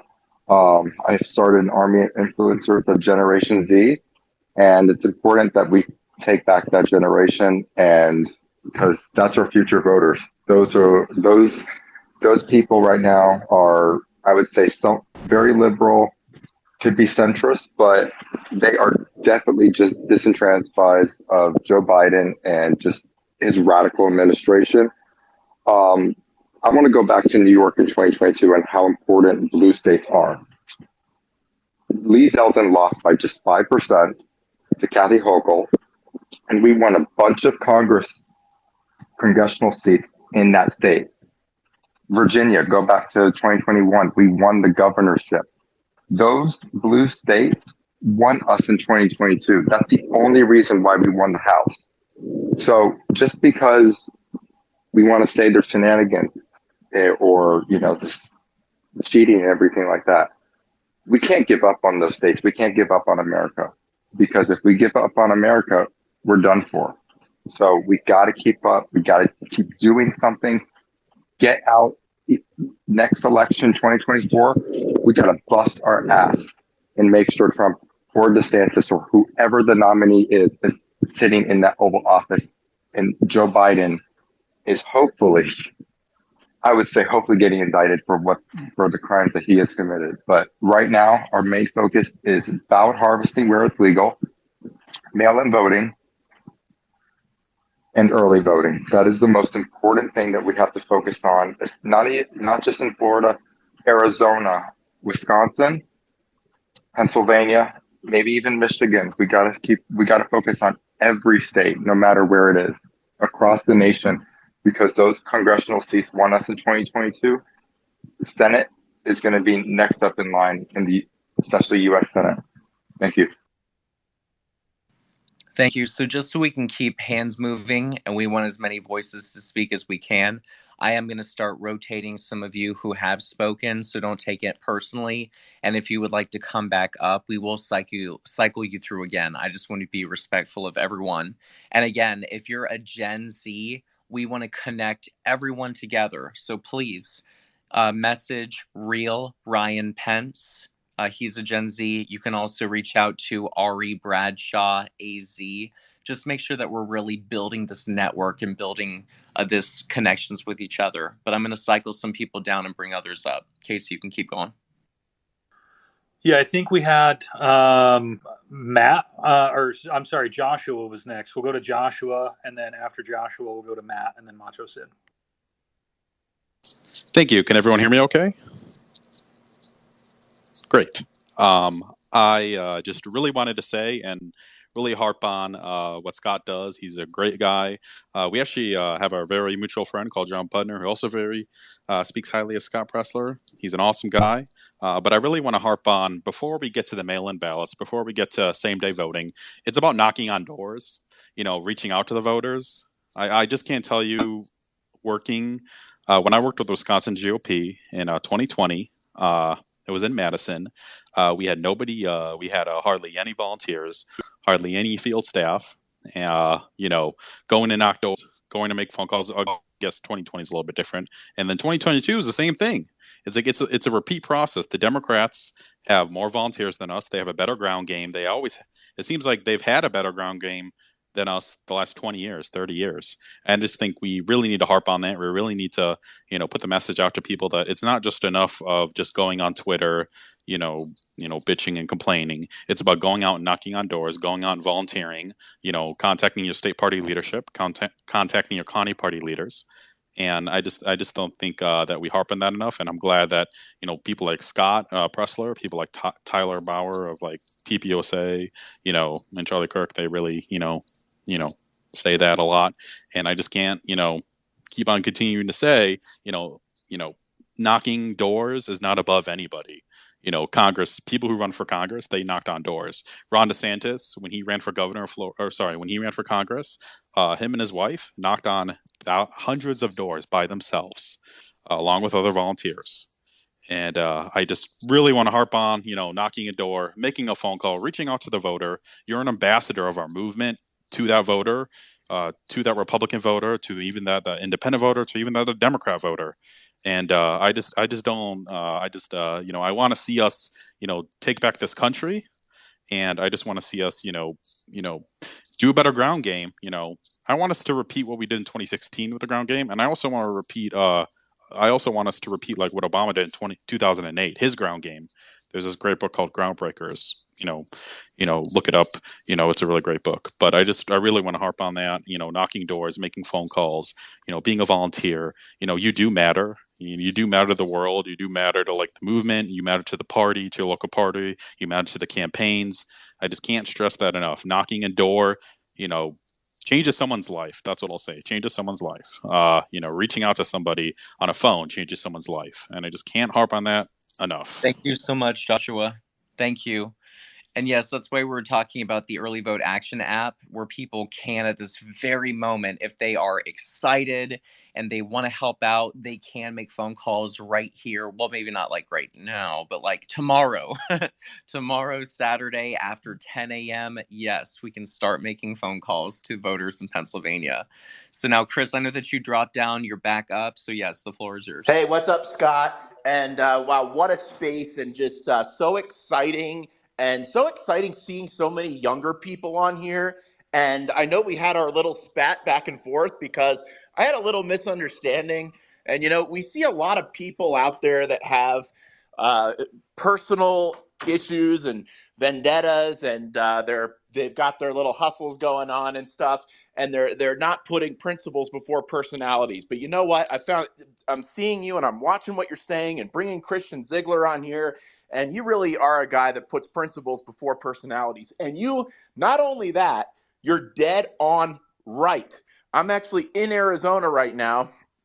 And what happened out here was a catastrophe that Kerry Lake lost because you had this idea that we must vote on election day and in person. And that's it, and there's this real rigid attitude out there that it has to be this way. And look, I can fall into that a little bit too. It's just human nature to think that we're right all the time and everybody else is wrong. But we don't live in a perfect world. We live in a broken world. It's been broken since Adam and Eve ate the fruit off of the tree. And we have a system now that we have to deal with and work within. It would be nice if every state would put in place what Florida did, maybe even outlaw mail-in ballots altogether. It would have been great if we didn't have a magic virus escape from Wuhan and a certain president shut down the whole country and institute this mail-in ballot scheme. But this is where we are right now. So what they did here in Arizona is everybody came out to vote. And Scott, you are absolutely right that we gave away the game plan. The Dems knew that everybody was going to vote on that day. So everybody comes out to vote that day Republican because they're being told to, that's the only way their vote will count, which is nonsense. And then, whoa, lo and behold, voting machines are breaking down and there's all these problems. Plus what Christian said, people need to learn from Florida that you can't always vote on election day. Or there's rain, there's hurricanes and all these things. We have early voting. we have mail-in voting. And if we're going to win, we've got to utilize all those tools. You see Democrats out. And Scott, you're also right on another thing, that the Democrats are inherently getting an advantage because of us. And I don't know why some of these people spread this thing that, oh, it's got to be this way and everything like that, and get this into people's heads. But the Democrats are out there collecting these ballots and doing these things. Of course, you can't do that in Florida anymore. But Scott, Governor DeSantis, I really thought that the ballot harvesting operation idea was a bad idea. But you know what? I was wrong. Governor DeSantis is out there promoting your idea. I don't know if you heard him, but he was basically right on. I can tell he listens to you. And in Florida, you can't do that, but in wherever state you can do it, yeah, that does make sense. Go ahead and do it.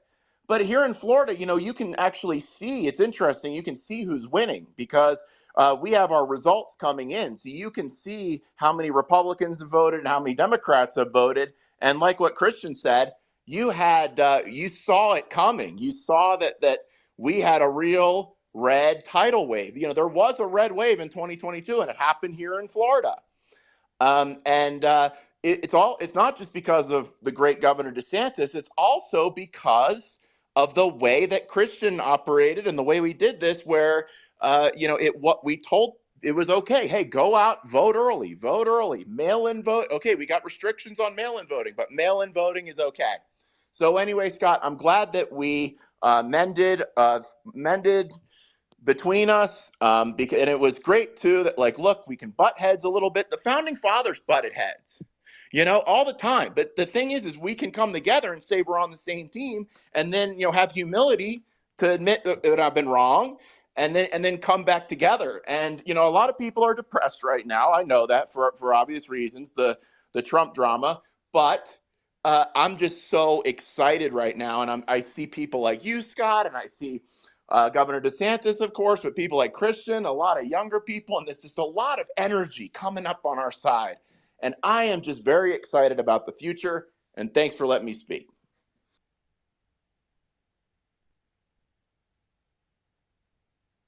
Thank you. No, I'm so glad to hear that. And look, again, I've told everybody I'm not endorsing in this primary process. I just want to win, period. So if you're a President Trump supporter, that's wonderful. I love that. If you love Governor DeSantis, that's great. My goal is simply to make sure whoever our candidate is has the ability to win. That is where personally my head is at. I want to win and make Joe Biden a one-term president. If people have issue that I'm not endorsing right now, I don't know what to tell you other than I'm building the infrastructure to make sure we have the ability to win. Chris, thanks for joining us, and we'll move on to Mr. Jake Halfman. Well, thanks, Scott. I really do appreciate you bringing me up here. Congratulations on getting that pledge to do what you do and do it at a larger scale. I obviously I totally agree with your message. I really do, and I wish we had 2,000 Scott Preslers running around the country doing what you do. But where I've been focusing over the last 6 months or so, and I'll go all the way back to 2020 after we had the debacle here in Florida. I think Christian might have hopped off, but Christian was probably one of my first calls I made to all party leadership, and I said, "What are we going to do about changing the election laws here in the state of Florida?" And we ended up changing quite a lot of laws. And you see the results 2 years later, 4 years later, as we ended the mail-in ballots and all of that kind of stuff. And what I've done over the last 6 months is I've created a 501c4 called Voter Trust, and you can actually go on to votertrust.org. And if you're interested, we actually have a map of each state, and it's very nuanced when you start going into it, but somebody needs to go in and start changing laws and doing what we did in Florida all across the country. And that's really the mission of this organization that I've been working on the last 6 months. And so what we've been doing is we've been sharing the legislation, working with legislators. We've got a large network of legislators all around the country through, whether it's the Young Republicans or people I know or whatever it may be. And, in 6 months, and I don't have the funding that that I know you didn't have it for a long time, Scott, but I wish I had even an ounce of the funding that you do, because that's exactly what the party should be doing, and starting to go and change, Virginia from 45 days of early voting, like you're talking about, down to 7, and that changes the election. And going into Arizona, and we're changing the ranked choice voting in Alaska and all of these different places. And so sharing the information that we have, sometimes the legislators just need a push. I was up in Virginia running around, and you have a lot of people in the Virginia hardcore Republicans in Virginia that, they still are for ranked choice voting. Why? Because they get to use it in their primaries and kind of control their primaries. And so you have issues like that. And then when somebody kind of comes along and says, like, what the heck are you guys doing? You guys are going to end up losing the entire state forever with some of these laws you have. And then you get a law passed, and then, we're going to have all kinds of issues around the country of Supreme Courts, like you said, coming and knocking down some of that legislation, or governors coming and vetoing it if it's not favorable. But again, we've identified 10 to 15 of these states that are kind of in the middle, where they can kind of go either way just based on a few laws. And some of these laws, like Zuckerbucks, are bipartisan. I mean, like they will make them not bipartisan. But if we can go and we can push some of the legislators to change a few of these laws in a few of these states, we're going to increase our chances substantially. And I applaud you for what you're doing, but I am still hesitant, because I feel as if we cannot create a ballot harvesting, get out the vote enterprise the same way that a city can, right? Like if you're getting millions and millions of dollars to go get out the vote in the low propensity places, well, they're going to only go out and get out the vote. And I'm using air quotes right now, in the Democratic areas. And that's how they end up winning these things, and with all these mail out ballots and everything. And so, again, if you want to support what we're doing, if you are a legislator who's listening to this, who's like, oh, well, we just need a little bit of help, we need some air cover, we need good PR, because we're trying to, put voter ID in, and, they're saying we're racist or whatever it is, like, that's what we want to come in and do. We want to provide air cover. We want to provide the grassroots in these states that are, trying to change laws, and then getting all of the pushback from the Democrats. We want to, the League of Women Voters is at almost every single election committee there is in the country. So, like, I was testifying in Hawaii, and you have somebody from the League of Women Voters there to say that the entire organization is against being able to audit and keeping real ballots. And nobody believes that, but the League of Women Voters is there flexing their muscles to do it. And so that's kind of the organization that we're trying to build. And again, if anyone wants to go in and dig into like where your state is at, like what laws need to be changed, our website's votertrust.org.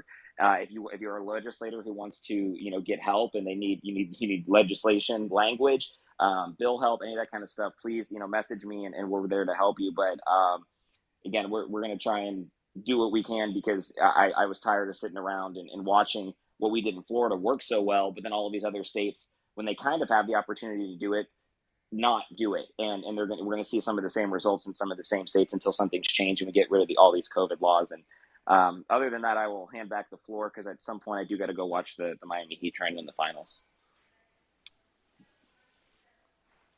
That's awesome information, man, about all the laws that need to be changed. That's some serious information there, folks. I hope y'all were listening to that and picked up on it. Thanks for sharing that with us, Jake. Hey, Tom, let me jump in real quick. So, Jake, good seeing you, buddy. You're doing a great job. But what I think is important for people to remember is, he mentioned in Florida we changed the laws.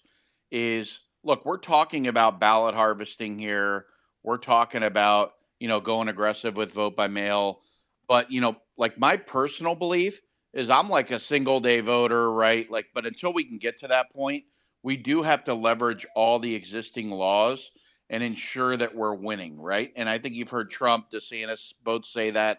But you need really kind of two fronts. You need to change it on the policy front that you're hearing Jake talk about, and that's important. Florida, we got our job done here. That's great. But then you need to really go after it on the Scott Presler front, where these states allow for ballot harvesting. They allow for vote by mail, very aggressive vote by mail programs. And we need to go there and make sure we're taking care of that, and we can elect the right people, so then they get in office, and then hopefully they can maybe change the laws. So you can really kind of do both at the same time. We just need to, sometimes we talk ballot harvesting or vote by mail, and Republicans will kind of, oh, that's horrible, what are you doing? But we really need to do both. Yeah, and Christian, I'm realistic about it, and I would classify about a third of the country as almost irredeemable, because you got your Californias and everything that we don't have the political power to pass a lot of these laws. And so that's why I don't disagree with anything that Scott's been talking about or you're talking about. And it is a two-pronged approach. And I'm glad that we've got, a couple of organizations that are propped up trying to do this work. But again, we need, thousands of people to start getting involved with this kind of stuff, because we're only No, one but people. it's good, Jake. Like I need you to come over to the Florida GOP and talk about what you're doing, because we do need to change these laws, and someone needs to take the lead on that and really showcase what's going on. So I appreciate your efforts. It's just for the people that hear kind of what we're discussing. It's not either or; it's both, and I think that it's important to keep in mind. It's not even both. It's like a V8 going down the road. You get so many cylinders, right? And all cylinders got to be firing if you're going to get right. across the finish line. Yeah. Let's go to the next hand. I think Matt was up next. Matt, you want to go ahead and go? Hey, real quick Absolutely. before, Thank you, Tom. Matt, before you go really quick, we're going to do a quick reset of the space. We're here to talk on this space about what Republicans can do to take back key seats in Congress, in the U.S. Senate, and most importantly, to take back the White House. The direction our country is going is enough to bring people that have never volunteered for anything politically in their life. They've been a fence sitter, always hoping that someone else will do something, hoping that, I hope they do something about that. I don't want Mitt Romney to represent Utah in the United States Senate anymore. I don't want, Mitch McConnell. I don't want whoever people don't want. There's enough going on in our country that's going to drive people to action, and we need to channel that action through the Early Vote Action Project so that we can get people to the polls. We can get people to volunteer for the 23 election cycle for this upcoming November, and then the following 24 cycle. Here in Utah, we have a special congressional election with Congressman Chris Stewart resigning, where the deadline for filing for candidates is on the 14th of June, just in a couple of days, and we'll know who the candidates are. There's so much going on where people can take action. We just have to get out there and get a hold of them, touch them, and ask them to get involved. No one's going to go out there and ask them unless we're going to take ownership and we're going to go and ask them. So with that, Matt, you had your hand up and you were next with the mic. Go ahead. Well, thank you, Casey. Thank you, Tom, and thank you, Scott, for hosting this wonderful space. So, I completely agree that we need to start actually being serious about the early voting nationwide. And so the reason why I say that is because of the fact that, again, I had a feeling 2 years ago when, again, in my state, in the state of Rhode Island, we actually had a competitive district, which is the Rhode Island 2nd Congressional District. 2020, Bob Lancia was able to break 40 in the district, and no Republican was able to break 40 in over 20 years. So I had a good feeling that in regards to redistricting, that Republicans, or I should say that the district was trending to the right significantly. It became a D+6 to a D+4. And so the reason why I mentioned that district is because, again, we had Alan Fung. It was a very competitive race. And overall, the Democrats took over the race. And looking back at how the ballot breakdown, and we won on the election day voting. We absolutely did. We won election day voting by 8,700 votes. However, because of the fact that us Republicans weren't strong on early voting, the Democrats, Seth Magaziner, won the early vote by 6,947 votes. And again, I don't know, Jennifer, is that your mic? All right, thank you. So, basically, Seth Magaziner won 22,000 early votes. Alan had 15,000 votes. And I think that, with the mail-in votes, and again, I think mail-ins are also something that we need to focus on. Seth Magaziner won the mail-in vote by 9,200 votes. And so I think that many Republicans are a bit skeptical on the mail-in ballots, especially since after the 2020 election, which, again, can't really make an opinion about that. But what I will say is that I think what Scott's doing, especially with the early vote app, action app, which again I recommend everyone downloading. I think that I think that we really needed to make a change and actually trust the mail-in ballot system, especially early voting too. Because if we were able to get the early voting up, especially in my district, not my district, but in the second congressional district, I have a great feeling that maybe if the environment was kind of the same in the district, we could probably be able to flip Rhode Island second. If we're able to actually have more access to early voting with many Republicans and independents, because we have over 300,000 independents in the state of Rhode Island, which takes over Democrat registrations and Republican registrations.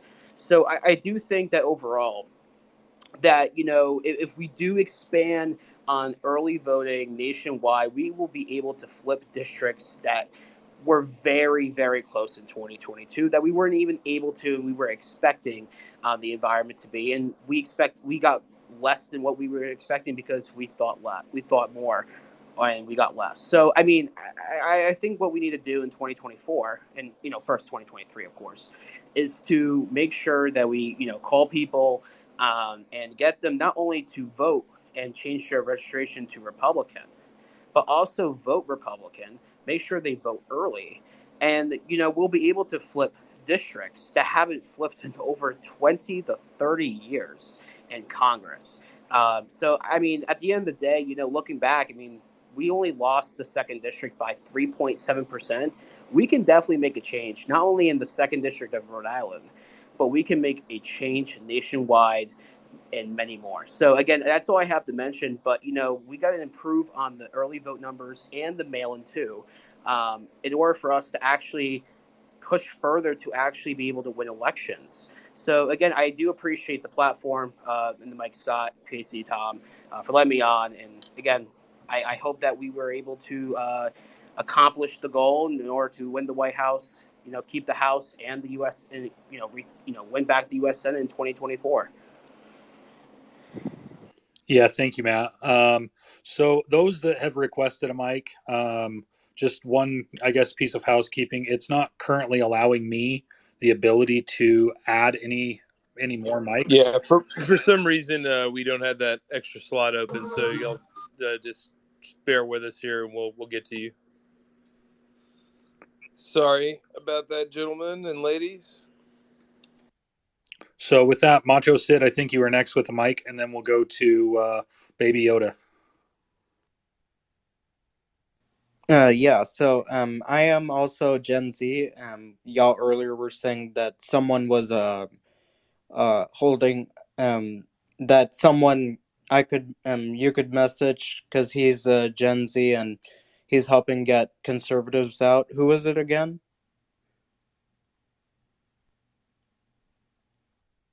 You have a real Ryan Pence. At Real Ryan Pence is one of them. He lives in Florida. Cool. And then you have another one. You have MAGA Lord 2024, MAGALORD 2024. I just spoke with him today. He lives in New York. Sweet. And then you also have a third one out of Delaware County, Pennsylvania, down in the Philly area.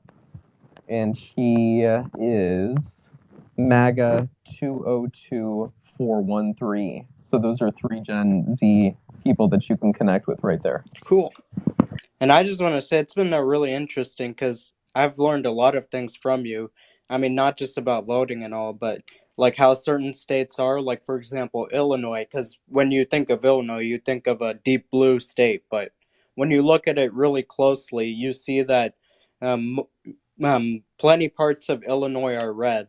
It's mostly the Chicago area and some counties surrounding it that are blue, which I thought was pretty interesting.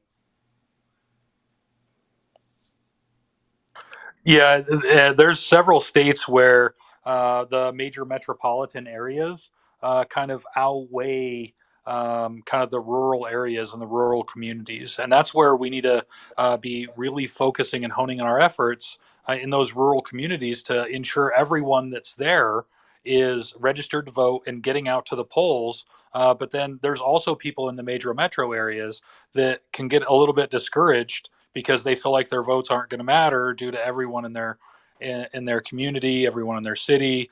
And so if we reach everyone in that major metropolitan area, then we can, and in the outskirts, then we can make a difference. But with that, Baby Yoda's next, and then after that, we'll go to Chad or Thugzilla. Thanks a lot. Hey, Scott, Casey, Tom. Thrilled you had this space tonight. When I saw it earlier today, I was just very excited. Love the Early Vote Action app. Your app and your process is really important to people like me. I'm in a deep red state. So pretty much the most impact I can have is helping get out the vote in other states. And, the app, you just put in your phone number, agree to text messages, and, like in Wisconsin, you could get the turnout of the vote and just 1, 2, 3% more turnout. And we could take all these races, especially in the non-presidential years. I had a quick question for you, Scott, and that is, as far as voter registration, is there, to help voter registration, get GOP registrations in other states, is there any way to do that through an app or process, or is it something like there's some states I could travel to that are nearby, but I was wondering about that because obviously the get out the vote's more important, right in the last month of the election. So thank you so much. Thank you. Well, as soon as we are done with this presentation, the space is recorded. And so the first about 15 to 20 minutes, I did go over the early vote action application. So basically, yes, you will be able to talk to unaffiliated voters in the Commonwealth of Pennsylvania, present them with an unofficial straw poll. And if they indicate to you that they are supporting Trump or DeSantis, you have an easy in telling them that Pennsylvania is a closed primary state, meaning if they want to vote for Trump, they got to be registered as a Republican. They want to vote for DeSantis, same deal. And so there's a script on the application that gives you a general understanding of what you should be saying to voters. And all of that can be found at the Early Vote Action application, which is located above in the Jumbotron/Nest that you can download on either Android or iPhone. And again, this space is recorded, so you guys will be able to listen to it again. The first 20 minutes is talking about the Early Vote Action application. That's fantastic. I saw the unaffiliated button. I didn't know what it meant, so that covers it. Thank you so much. And yeah, it was very easy to download and register in the app. Great. See that on there? It just means that we're translating them to Republican. Thank you. Yes, that is awesome. And so everybody's listening, please go back and listen to the front of this program if you were not able to catch it. Some very vital information there about Scott's early vote program. Let's see here. Let's go to Chad. You there, Chad? Yeah, Tom. Thanks, buddy. First off, there's so many dope Patriots in this room. Scott, I've had you on my show. I love what you're doing. But I'm going to take this opportunity because I have a GOP chairman of a state in this room, and I need to know a couple things. Mr. Ziegler, I know you do good stuff down in Florida, and I am fighting the petulant child, Drew McKissick, here in South Carolina. Scott, you know the fight we've had here, and you've actually been in my GOP meeting before. And the whole deal here in South Carolina is it's a fraud. It's not Republican. We have as a supermajority, we are ranked 33rd in the United States for conservative voting. Conservative legislation. Drew McKissick I have it on tape. I have it on video of stealing precinct elections. And my other question is, I love the percentage of registered voters. I don't agree with it. It's a lot of work for very few that actually go out there and vote. Most people already registered, but I think it's still important. The ballot harvesting, have at it. If you can, do it. But what I'd like to know is, why aren't we talking about bringing people into the overt GOP, Mr. Ziegler? Why are we not making people or trying to get people into the GOP in order to have skin in the game? Because of people like you. What's that? Because of people like you and the way I'll ask. Okay, we don't. Well, hold on.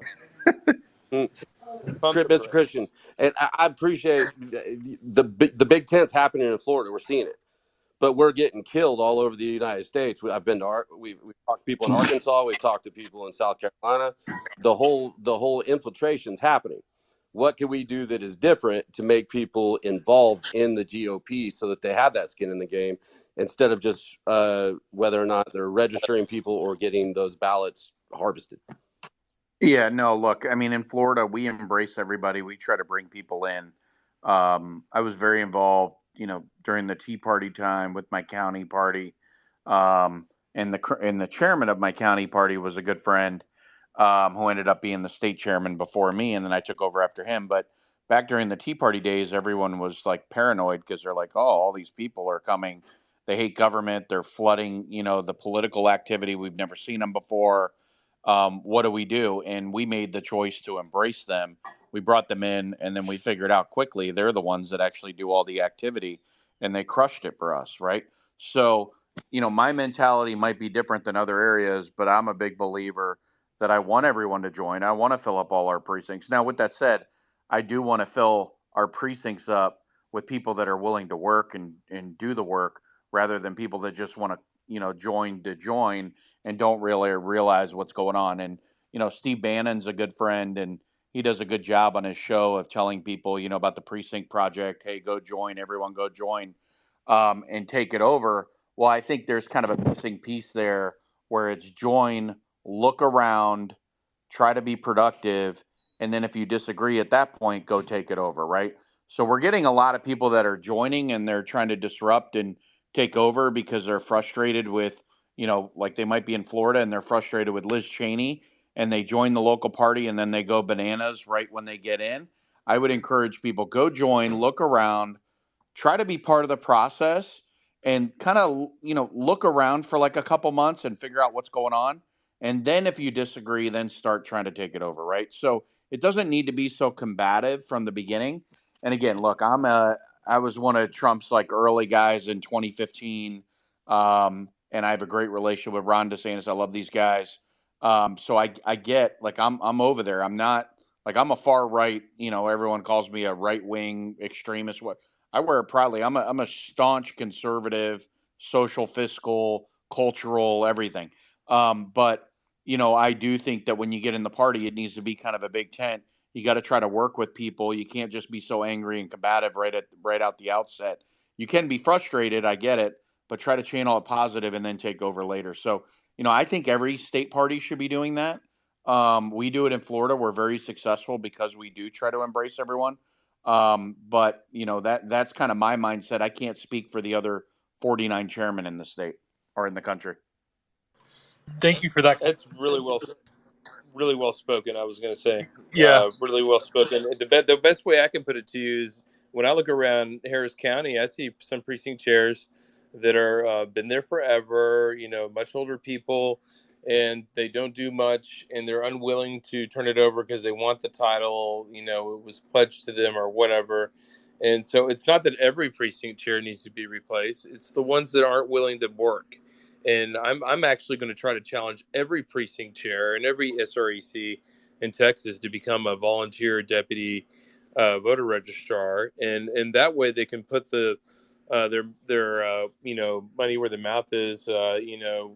Not just talk the talk, but walk the walk, whatever you want to call it, and get some proof in the pudding, essentially. And if they don't want to do the work and actually help grow the party, the hard work, and they just want the title, well, then there will be somebody else there that is a VDVR that's ready to go and go run against them. And then we'll have hard workers as precinct chairs. And a lot of this stuff will start fixing itself. But you have to start challenging everyone across your state to up their game, because that's what the Democrats do constantly. And they do it with lots of money. And in a lot of cases, it's your taxpayer money. You should be very upset. Yeah, good points, Tom. And one other thing to add there is sometimes the newest people into the party have the most motivation ahead of people that have been in the game for a long time. And there's people that are burnt out. They're a little bit frustrated. They've gotten, lackluster results from what they had originally set out to. And when you've got someone that's new to the game, then they're coming in with a fire, they've got fresh ideas, and they can help reinvigorate those other people who have been very successful in years past with more energy and reaching out to more people, different communities, and it just can help fuel the fire. So Christian, I love that you're engaging with those new Republican activists and helping plug them into what's already existing. That's exactly what we should be doing, and that's exactly been my experience here in Utah, getting involved with the party. After I guess finding a workaround around my precinct chair. So what's interesting is, number one, you're exactly right. It's like any business. When you get like new employees in, I've managed teams and built companies, but when you bring them in and they're coming in right away, I mean, they come in on fire, new ideas, excitement, energy. They're ready to rock and roll, right? So I think that's good. Now, here's what's interesting that I don't think gets discussed unless you've been kind of in the process. Look, I'm only 40, but I've been involved with my county party for 15 years. What you find, we call them county RECs. Every county GOP is an REC, or executive committee. And, you join that as a precinct committee man or woman. And every month you have a meeting. And the meetings, frankly, I'm a 40-year-old. I got kids. I don't want to be at the meetings. I mean, I'm the state chairman, and I don't want to be at the meetings because it's a lot of business oriented, Robert's rules, motion, second, let's take a vote. Whereas, what we find are the people that come to the business meeting, they don't come to the headquarters and work as at a higher rate than people that don't come to the business meeting, because you have a group of people that want to just come work and be productive and be active, and maybe joining the county party doesn't make sense because you get in there and you're like, I don't want to do Robert's rules. I just want to knock on doors, make phone calls, and kick ass, right? But then you have the people that just come once a month. They like the business side, they like managing it. So you also have to keep that in mind too, because I think sometimes we're forcing a lot of people into precinct slots, and they get there and they're like, I don't want to be in the business meeting. And then they leave and they never come back. Whereas if we would have just drove them to the headquarters and let them watch War Room and make phone calls during the day, they'd be like our top callers. So it's kind of, you got to understand, this is an organization, the party's an organization, and it's really a business meeting, rather than some of the volunteer activities. But we need to be able to do both. And that's what we try to do in Florida. Yeah, great points in relating to it to a business. Turnover in any business is helpful, and naturally we're going to have people that do get that burnout, and the new people can make a huge difference. So going to the hands. Yeah, I wanted to go. Is Marissa Hamilton there? I don't know if you had your hand up earlier. You've been on stage for a while. If you Yes, I'm here. go I ahead. wanted to share some good news with you for the program that Scott has been talking about. He came to our organization in Arizona, EZAZ.org, and he gave us the training as to how to do voter registration, how to do ballot chasing, how to get out the vote. And so we implemented a different version of the strategy down in southern Arizona. It is the most corrupt part of Arizona. It's Tucson. It's deep, deep, deep blue as it can get. They were trying to bring in a May election what was called Prop 412, which is basically like the Green New Deal on steroids. Their stated goal was to eliminate 40% of personal vehicles on the road by 2050. So this was really, really bad. And the grassroots got together in southern Arizona. We had about 200 volunteers. We mostly did a text messaging, get out the vote effort, a ballot chasing effort.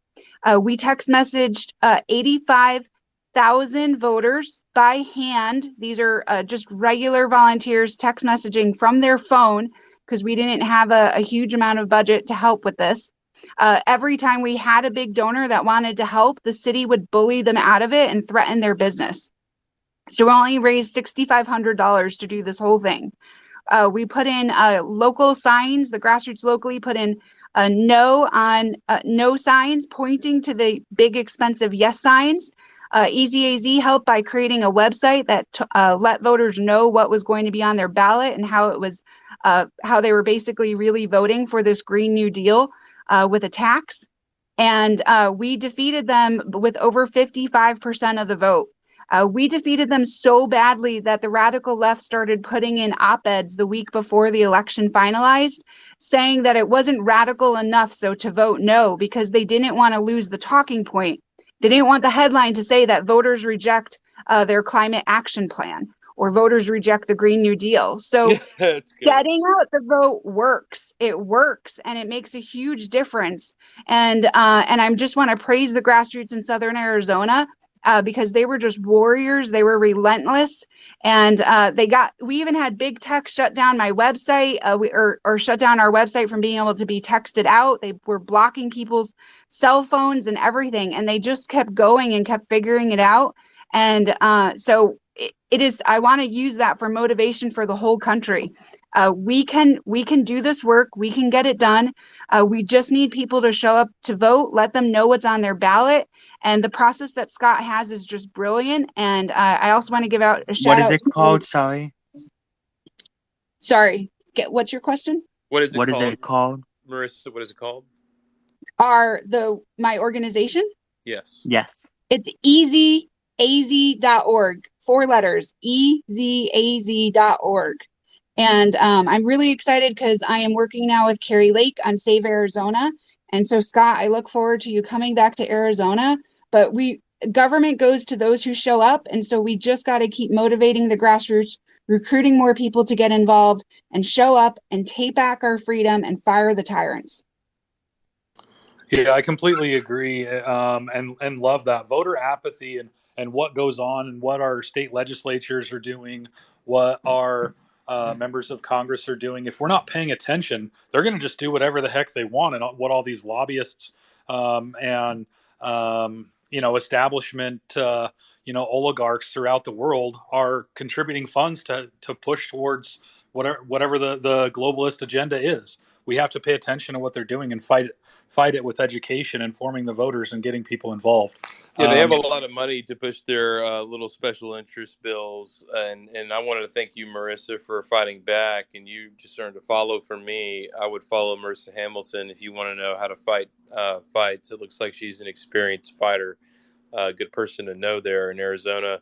And since we're on Arizona, I think we can probably go to Lou real fast. Lou, you're in Arizona still, correct? Yes, I am. Hey, everybody. Thank you so much, Tom. Appreciate you. Hey, Scott. Hey, Casey. Hi, Marissa, Jeanette. And a big shout out to our friend Yellow Kazoo down in the listeners. One of Hey, Mike Lou. Master's #1 fans. How you guys doing? So I was actually in the middle of creating a tweet for Marissa for her group to shout out for Arizona volunteers. I am, really excited to hear everything going on. As Tom alluded to, I'm not always in Arizona. I am in Arizona for at least till the end of July. And so, so I just wanted to say hello to everybody. Make sure that everybody turns their notifications on for Scott. If you follow me, you see my tweets every once in a while where I say, Scott Presler alert. Make sure you turn, tap the bell, turn on your notifications. He sends out a lot of information, you guys. He also sends out a lot of his itinerary. So if you want to get involved and you want to go to one of these meetings that he's having, especially if you're a battleground state, we Arizona women are very strong in here. We fight very hard. We look up to Carrie Lake. Make sure you turn those notifications on so that if he comes to your area, right, you can get in the fight as well. Sorry, somebody has their mic open. Could you shut that, please? Thank you. And just make sure that you get out there and do anything that you can do. If you don't feel like you can go out and run around in the heat of the summer in Nevada or Arizona or Georgia, then go to Scott's website, go and use his app and do phone calls. We just need to do everything. And earlier today, earlier tonight, I heard somebody come up and they were kind of, praising everything that Scott does. And a lot of us have been working and helping Scott for a long time, making sure that he gets this message out. And even though we are somewhat disappointed in the response from Rana, what are we at, day 47, 48, 49? Anybody know? Nobody's answering. Yeah, I think we're on day 50, maybe Yeah, 49, 50. yeah. We're getting close. So without a response, it means it's up to us. It's up to everybody in this room. And right now, when I'm looking, we've got about 300 people in here. It is up to us, all of us, to go out there and do something and be a part of something. And you know what? If you don't have a lot of time, that's okay. You know, you could donate to a group like Marissa's group here in Arizona. You could, you know, do phone calls. Scott has told us 2 hours a day every Saturday can make a world of difference. Just make sure that you're doing something and that you're not just sitting and talking in a space, but you're actually out there doing something. And Thanks, Lou. yeah, and I just want to say thank you to everybody. And thanks for offering me a mic to say something. I appreciate y'all. And if you guys need anything, please holler. I appreciate y'all.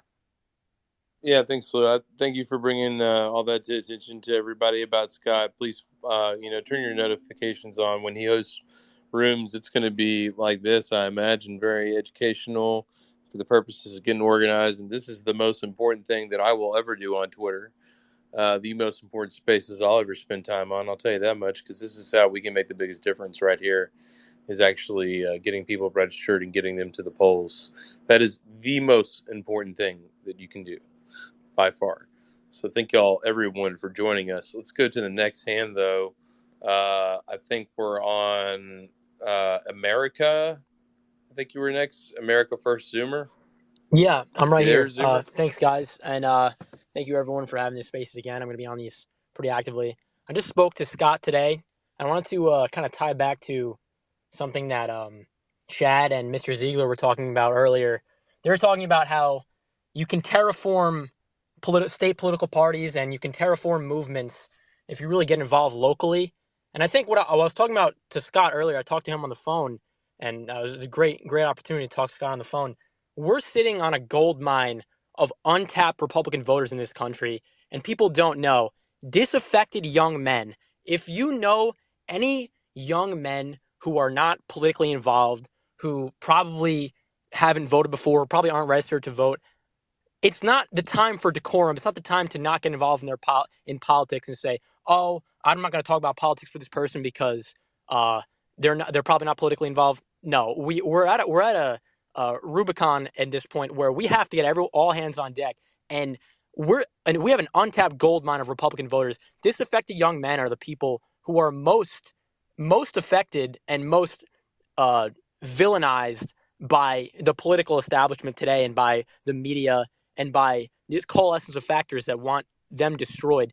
They would vote in massive, massive margins for Republicans, especially the new age kind of Republicans that we're seeing on the ballot today in Trump's image.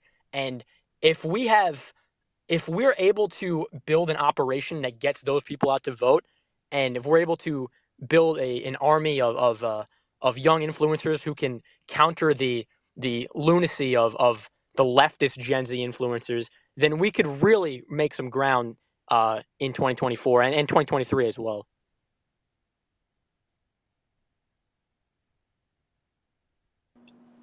Thanks for that. Yeah, Gen Z is very, very important, and we're always looking for the Gen Z perspective. We've got a guy that's Gen Z down here that just joined us on stage. Jack, we're going to go to you here in a little bit. See, you're committed to LSU. I know that's where Scott's hanging out in Louisiana right now. I used to live over there. Big connection over there to Louisiana. So hopefully you can get involved when you get to Baton Rouge. Hang tight. We're going to get to you in a second. Let's go over to America. Are you still there, America? Yes, and I want to say it's an awesome that we have somebody in the Republican Party that is actually trying to help us win and not causing a fight between candidates. And I agree. I'm a DeSantis supporter, but I gladly support the Trump supporters, and I will vote for whoever's the nominee. I also have another question for Scott Presler. So, Yeah. Scott, go ahead. does the app is the app just in Pennsylvania, or does it work for like other swing states? It works for, well, thank you, number one, for being outspoken and for being here with us. It's unlimited. So we have data for all 50 states. So if somebody's heart desired that they wanted to make unaffiliated phone calls for Nevada, we can do that. North Carolina, we can do Okay, that. so how do I Arizona. do that? Well, so you can send a direct message to me and let me know what kind of campaign you're looking for. I mean, I'm Now, looking to help out in all the swing states, but do them equally to try. I love that. Well, how about this? one thing that would really help me as I'm kind of quote unquote beta testing is I don't know how long you've been in this conversation with us, but it's recorded. And so after we're done, I gave kind of instructions for the Early Vote Action app. And one thing that would be really helpful to me is if you are new to this space with us, listen to the first 20 minutes of the app where I kind of go through a step-by-step on how to use the application, make a few phone calls for Pennsylvania, and then give me some constructive feedback on, was the app easy to use? Was the I already used easy? it. It's pretty easy. I just had a question about how to get other swing states. But yeah, thank you. Excellent. So let's start with PA, and then I'm going to add AZ, NC, and NV. The only reason why I'm not adding Wisconsin is because Wisconsin doesn't have voter registration by party. But thank you. In Michigan, I'm guessing. Correct. Michigan, Georgia, none of those have voter registration by party. But are you gonna oh, I have another question. Are we gonna use it in the general? Like to call people too? Yes, this will be made sure that we are going to work towards Joe Biden becoming a one-term president. This will be used throughout. I like it. There Thank we you. go. All your questions answered by Mr. Scott Presler. Does it get any better than this? Thank you. Thank you. Yeah, you're most welcome, and thank you for joining us. Let's go to Jeanette. Jeanette, are you there? Jeanette, go ahead.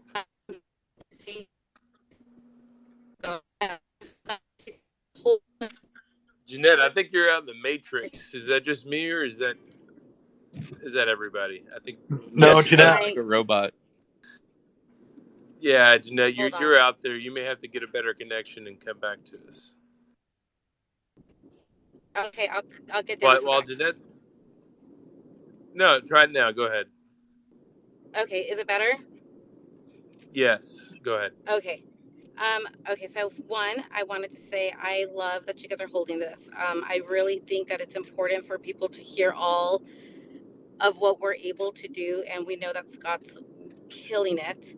I want to say, Marissa, her organization is the only organization that came out to a really blue district out here in Arizona and electioneered. That's where I met Marissa when I was a candidate. She happened to come to the same polling area I was in. So please do give her a follow, because her and Senator Warren Peterson were the only ones that came out here to try to get red candidates in an area that is very, very, very blue.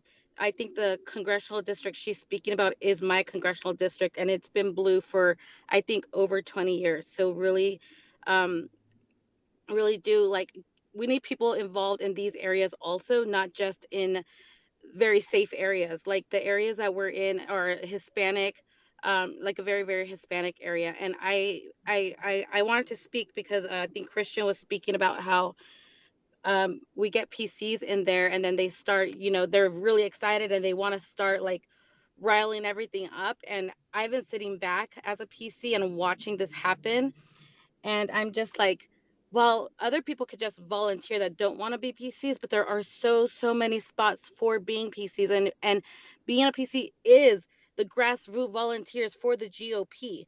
It takes no time.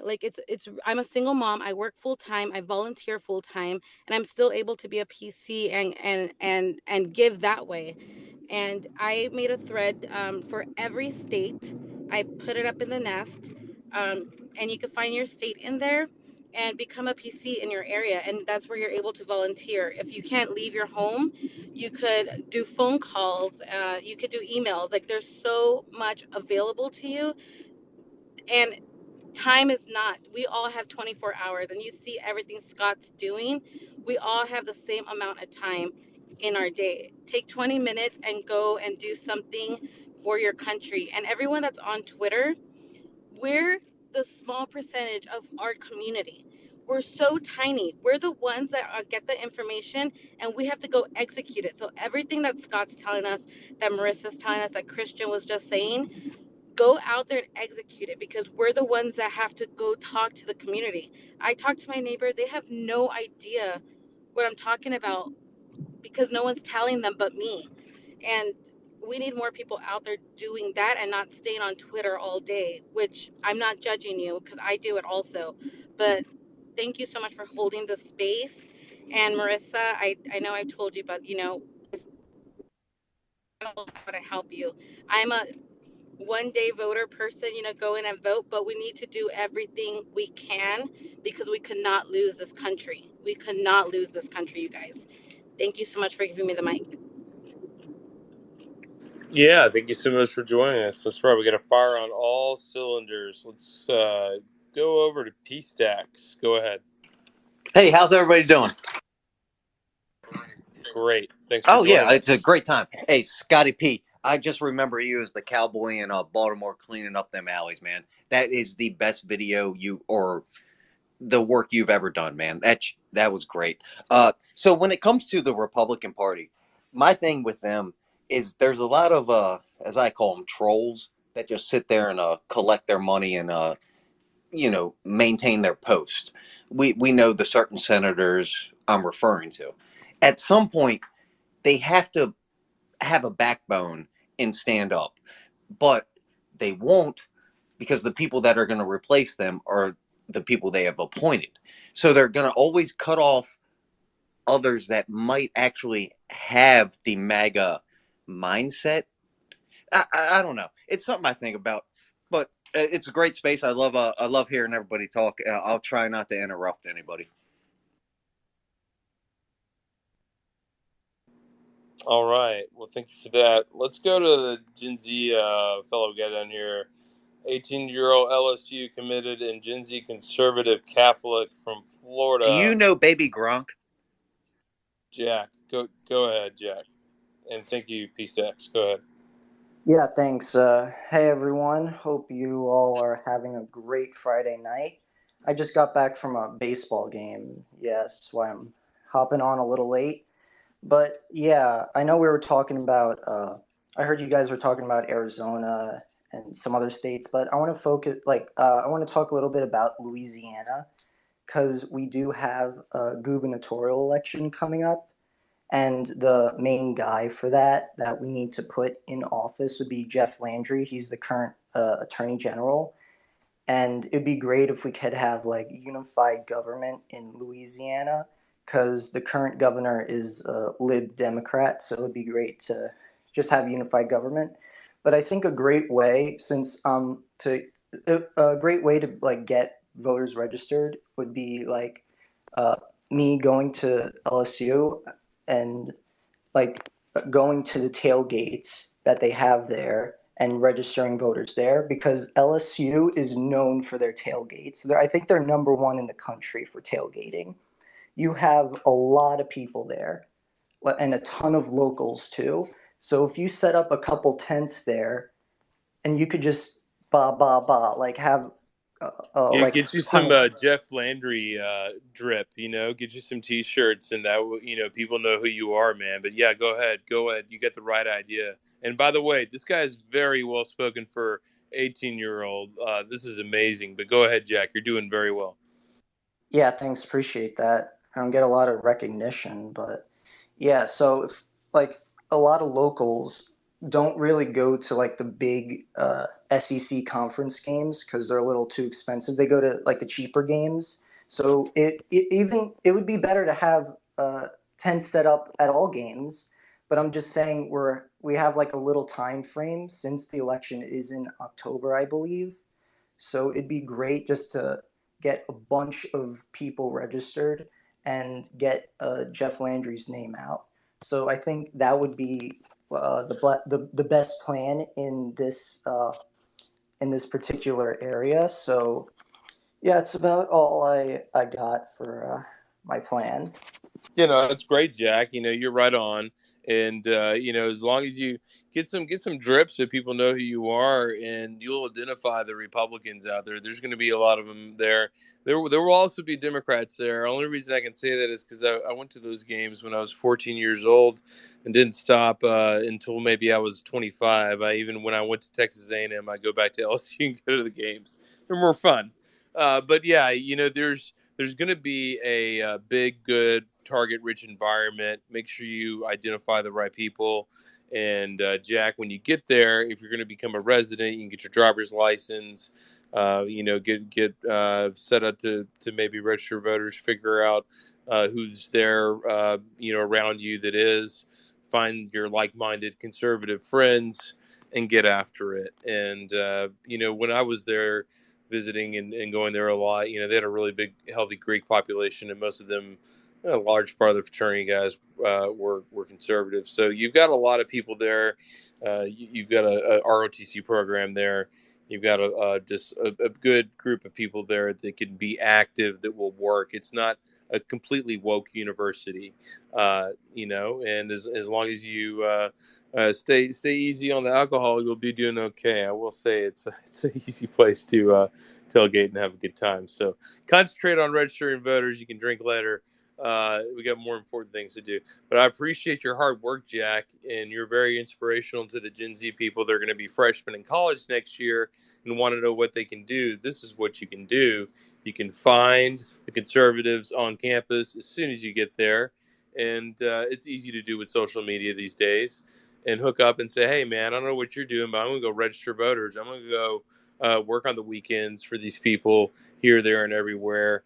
And you'll have an impact, and you'll meet a lot of friends in the process. Good way to connect with people and set yourself up with some good friends for the next 4 years while you're in college. Great idea. Let's go to praying. Hawk, Hey, you go ahead. guys. Can you hear me, Tom? Yes. Excellent. Yeah, thank you so much. I'm in California. I'm in Butte County, and I've got family in Glenn County. So those are the two counties I'm supporting. And Scott Presler's our hero, and I'll tell you why.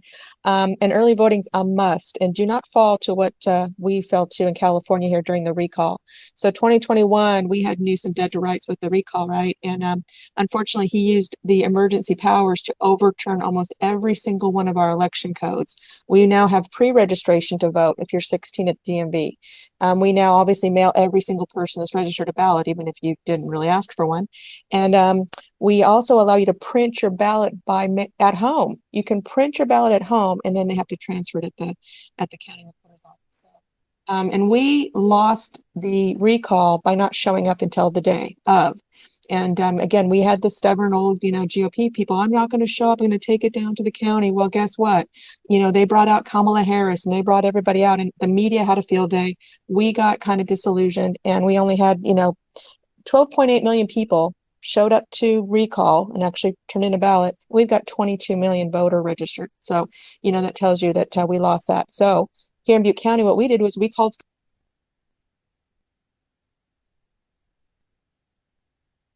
I think we lost her. Is that just me, or did we lose her? No, I think we did lose her. I think we Yeah. lose. I think her phone might have died, or I don't know. She might have gotten a phone call. Let's go on to Julie V. Are you there, Julie?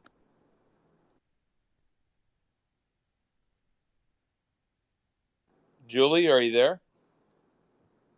Going once. Going twice. Okay, let's go to James Cherry. James, are you there?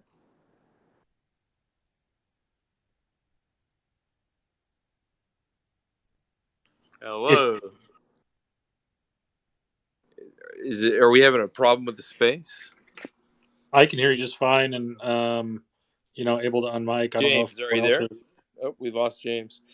Let's go with I, Julie. I think people are dropping off. Okay. Here we go. James is back. I think. Let's see here. James, are you there? Nope. Somebody's having a problem. Can't connect. Julie, are you there?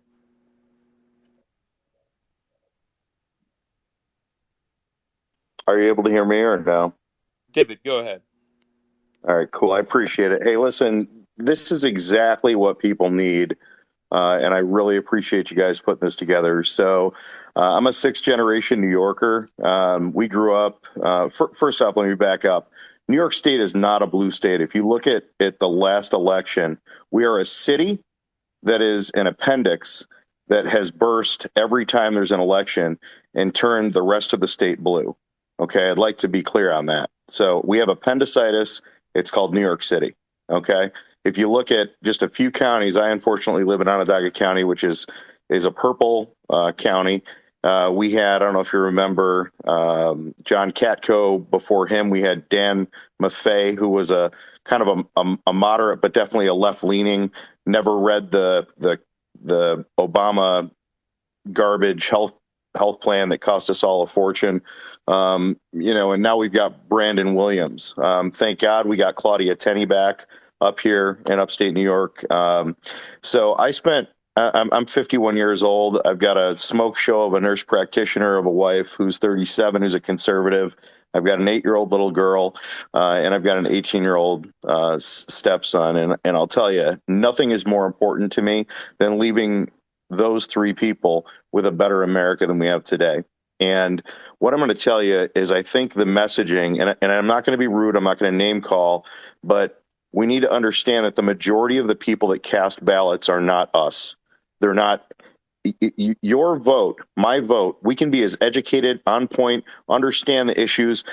The messaging needs to be so simple that the people that just have the physical capability of pulling a lever, or filling in a bubble or a box, the Democrats are successful, and they have been successful for two reasons. They get people emotional about issues, and we get off our game. And I'll tell you two things right now that the GOP will win across the board if we keep messaging simple. And here's two of them. Simple, consistent messaging across the country.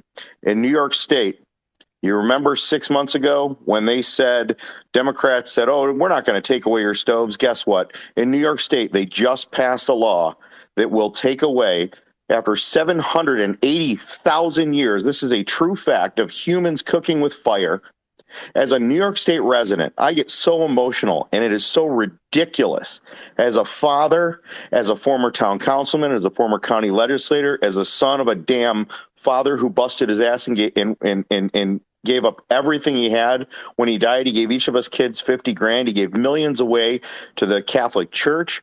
We've busted our ass. We're sixth generation New Yorkers, and that freaking governor of ours, who doesn't need the data. I don't know if you guys remember this. She said, I don't need the data to tell you that your Second Amendment right, that basically treating us, people like myself who've had a full concealed carry permit for 15 years, like we're criminals, when the criminals are the people that are stealing the guns and causing the problems and all that. The lunacy, okay, of banning gas stoves, the arrogance of it. I would challenge her across the board on the science of it. You've got 8 billion people on planet Earth. You got 19 million New Yorkers. How the hell is banning gas stoves healthier, better, anything? How's it going to affect climate change? You ever been to Asia? You ever seen pictures of Asia where they have all this garbage for 400 yards going out from the beaches? That's where the pollution's happening. China's where the pollution's happening.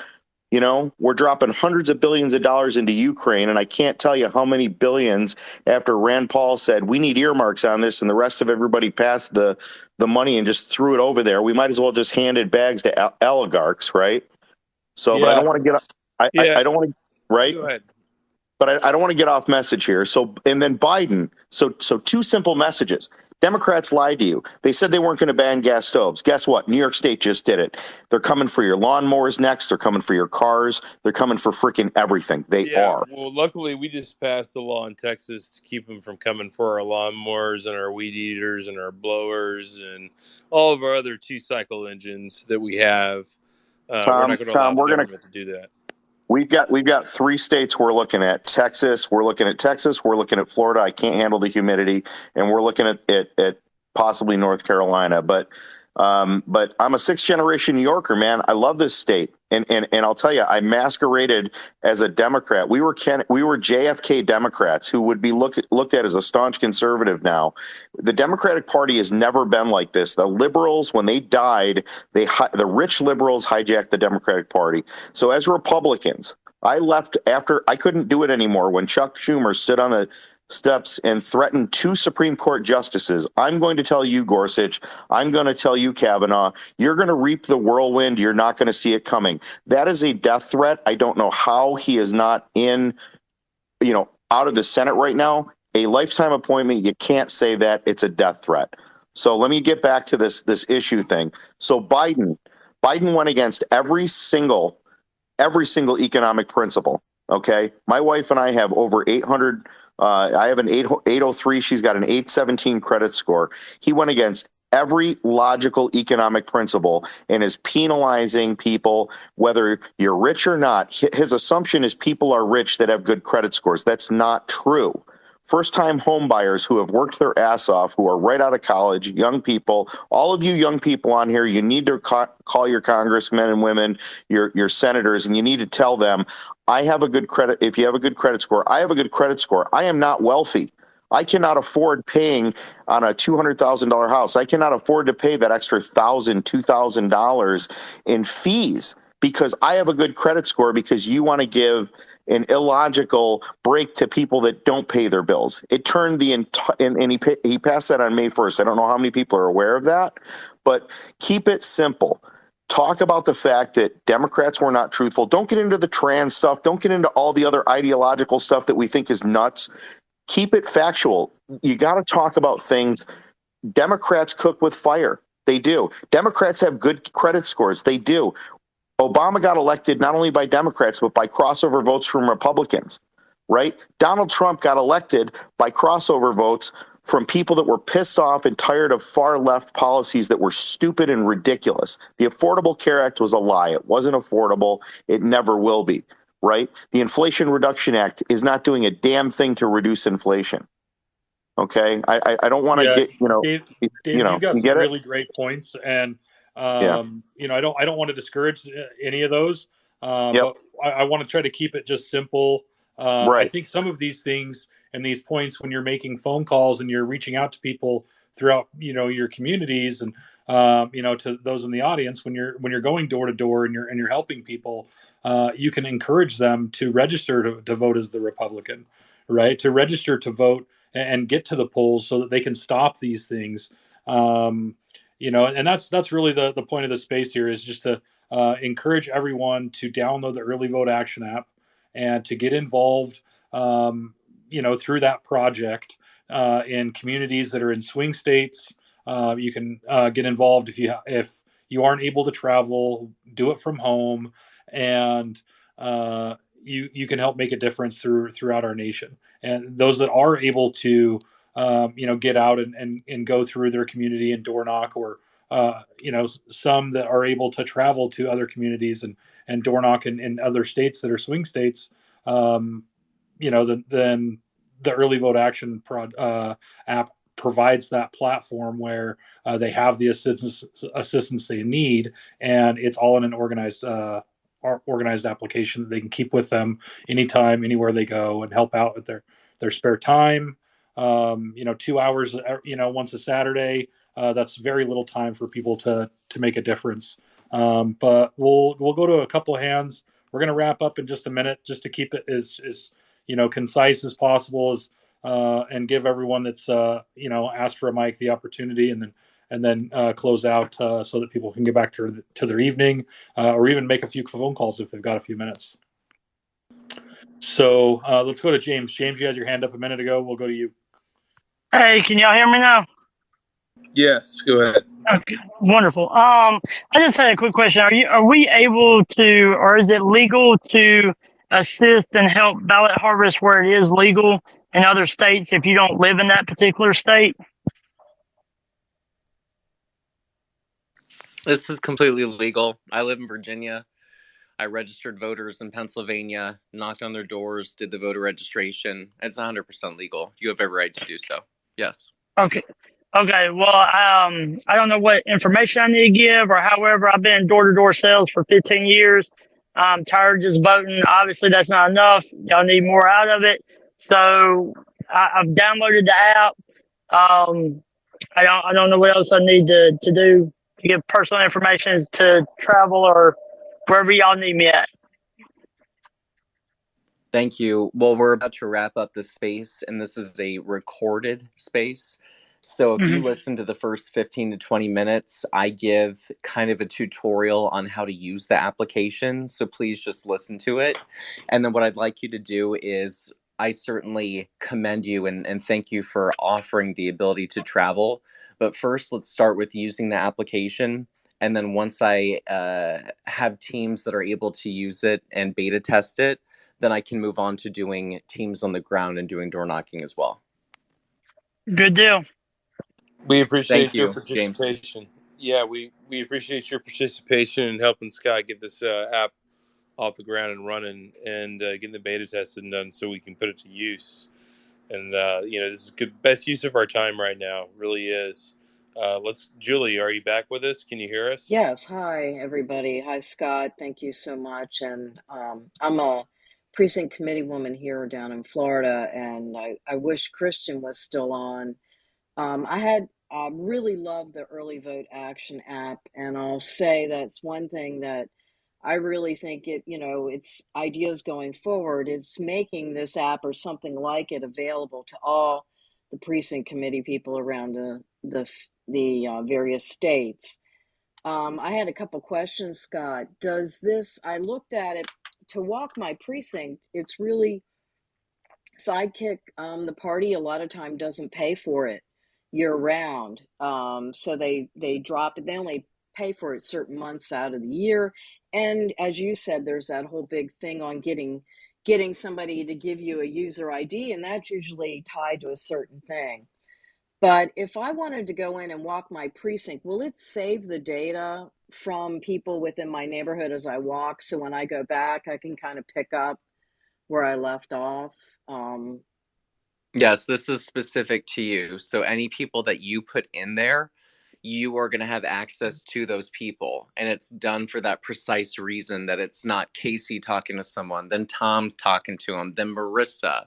This is Scott talking, then Scott following up, then Scott building that rapport. So then, of course, you're actually relationship building. Correct. Beautiful. But right now, we're doing the phone banking, and then we will have access to, as this grows, getting more people on the door knocking. Right. Okay. Well, I had already planned on doing some door knocking here in my precinct with my fellow precinct committee woman. So I was kind of poking at that, looking, and I just wanted to know if we could use it because we don't have Sidekick available. And it's for me and her, it's a whole lot easier to use the app and especially to have it track us, to be able to go back in and see where we left off and who we've talked to and remember those conversations. So that's wonderful. The next question, Yeah. will this also tie in the future too? And if it hasn't been all asked for, will it tie into that, daily vote data so you know who's already turned in their ballot and you can kind of keep track of it in real time? Is that your plan, as you said, to beat Joe Biden or to beat whoever the Democrat is? We need to ultimately we need to have that in place, I would think. I'm sorry.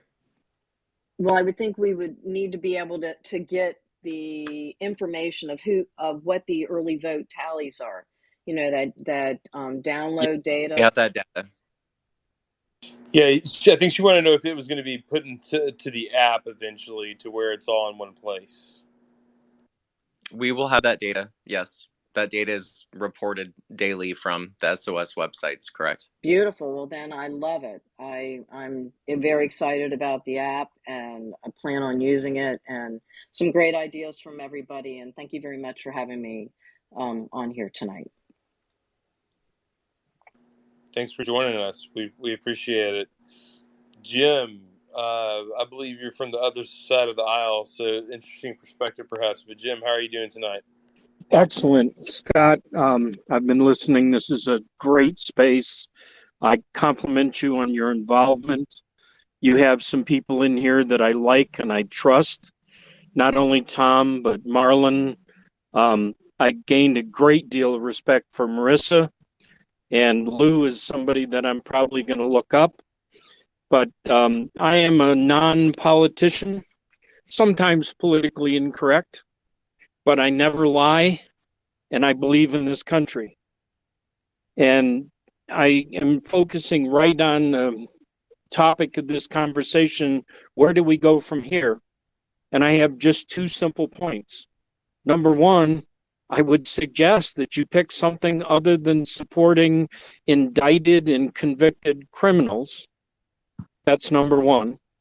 Number two, you get people like Tom and Marlon and sounds like Marissa that know how to communicate with people instead of screaming over them.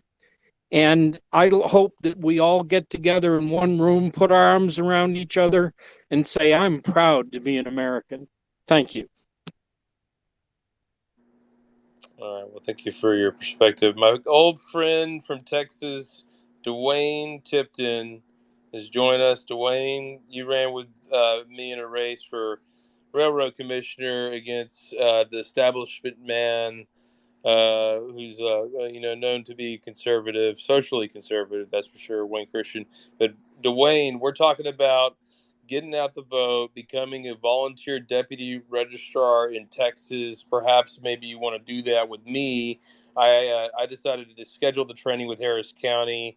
I don't know if you're still in Harris County, Dwayne, but if you are, I can show you how to do it, and you can come with me, and we will go register people at gun shows and crawfish boils and anywhere we can have a good time and relax and be surrounded by like-minded people that want to achieve the same goals. That's what we're up to. But how are you doing, Dwayne? What do you think? Is that a good idea? You want to jump on board?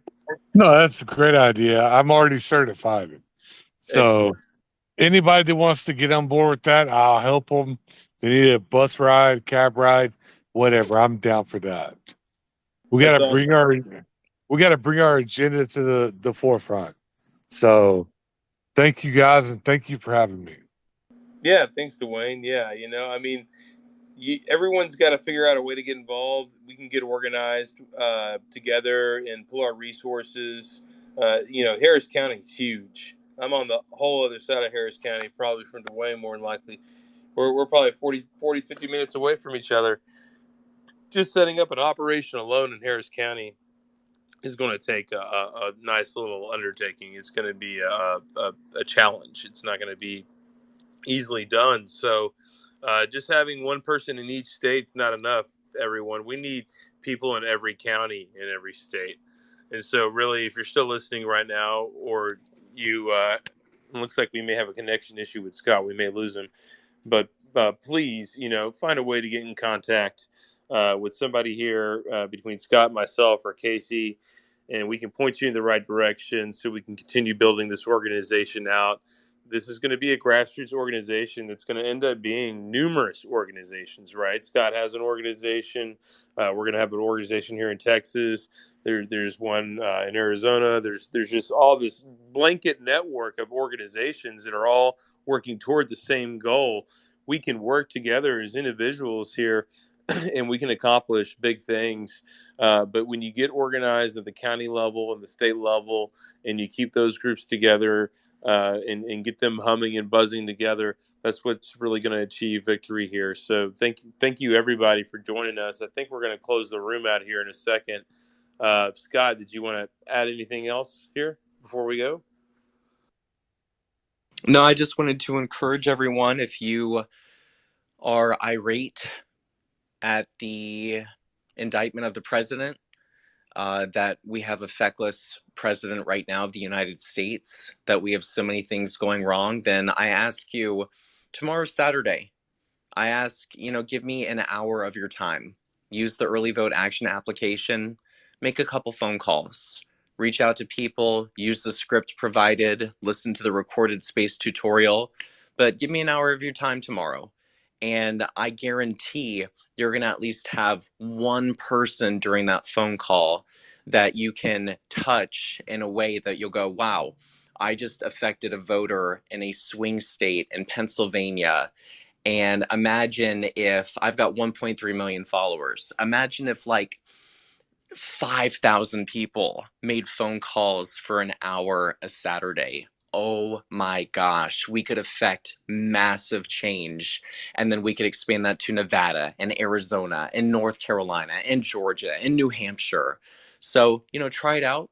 Let me know how it goes. I'm always open, as you know. I'm always in Twitter spaces. My direct messages are open. Give me constructive feedback. Let me know how I can improve. And I just wanted to say thank you that you could be anywhere else right now, but you chose to spend your evening with us talking about how we could make a positive difference in our community and our country. Thanks, Tom.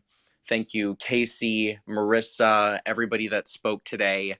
I all am so thankful for you because I know that you guys are the doers and the grassroots, and just know that you have my full respect. Thank you. Thanks a lot. Yeah, we really enjoyed it. These are the most important spaces that you can be a part of. And then the second most thing you can do really after doing this is going and participating. So please, take the challenge here. Take the Scott Presler challenge and do it. Get involved. It'll really help you out. You're gonna feel great when you're done with it because you're gonna feel like, wow, I'm making a positive impact. I'm actually doing something that matters for a change. You're gonna love it. So thank you everybody, and thanks for having me, Scott. Yeah, one final thing that I wanted to say, though she's not in here, um, it's super important that we're involved. It makes a difference, to members of Congress, and though they might not always have the time to pay attention to this, they do know what goes on, and it can help them in their races. Congresswoman Lauren Boebert joined today for a few minutes.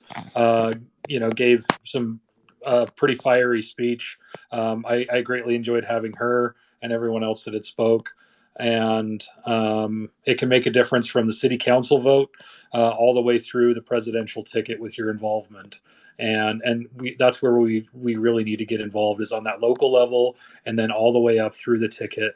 And I'm just grateful for Scott's example and the inspiration that he's given me. And I hope that everyone can set a goal of a certain number of people, whether it's I want to register 50 voters, or I want to talk to 50 people on the phone. If you can give an hour, great. But what if you can't give an hour? Set a goal and target. Hit that target goal of reaching out to, say it's 50 or 500, whatever it is. Hit that goal, and then see if there's a possibility that you can stretch that and go just a little bit further if you're comfortable doing so. And then if you continue to do that, then challenge yourself to do more. And I think that's how Scott grew to to the persistence with over 1 million followers. He's just continued to challenge himself over and over. And if we all kind of lean on that example, man, what could we do in 2024? What could we do in 2026, 2028, and beyond? But yeah, thank you for the hosting the space, Scott, and thank you for inviting me to co-host. And yeah, that's all I have to say. Definitely. If you see your congressman or senator, tell them, hey, have you heard of the Scott Presler guy? And see what they say. All right. Good night, guys. Thanks for joining. Cheers.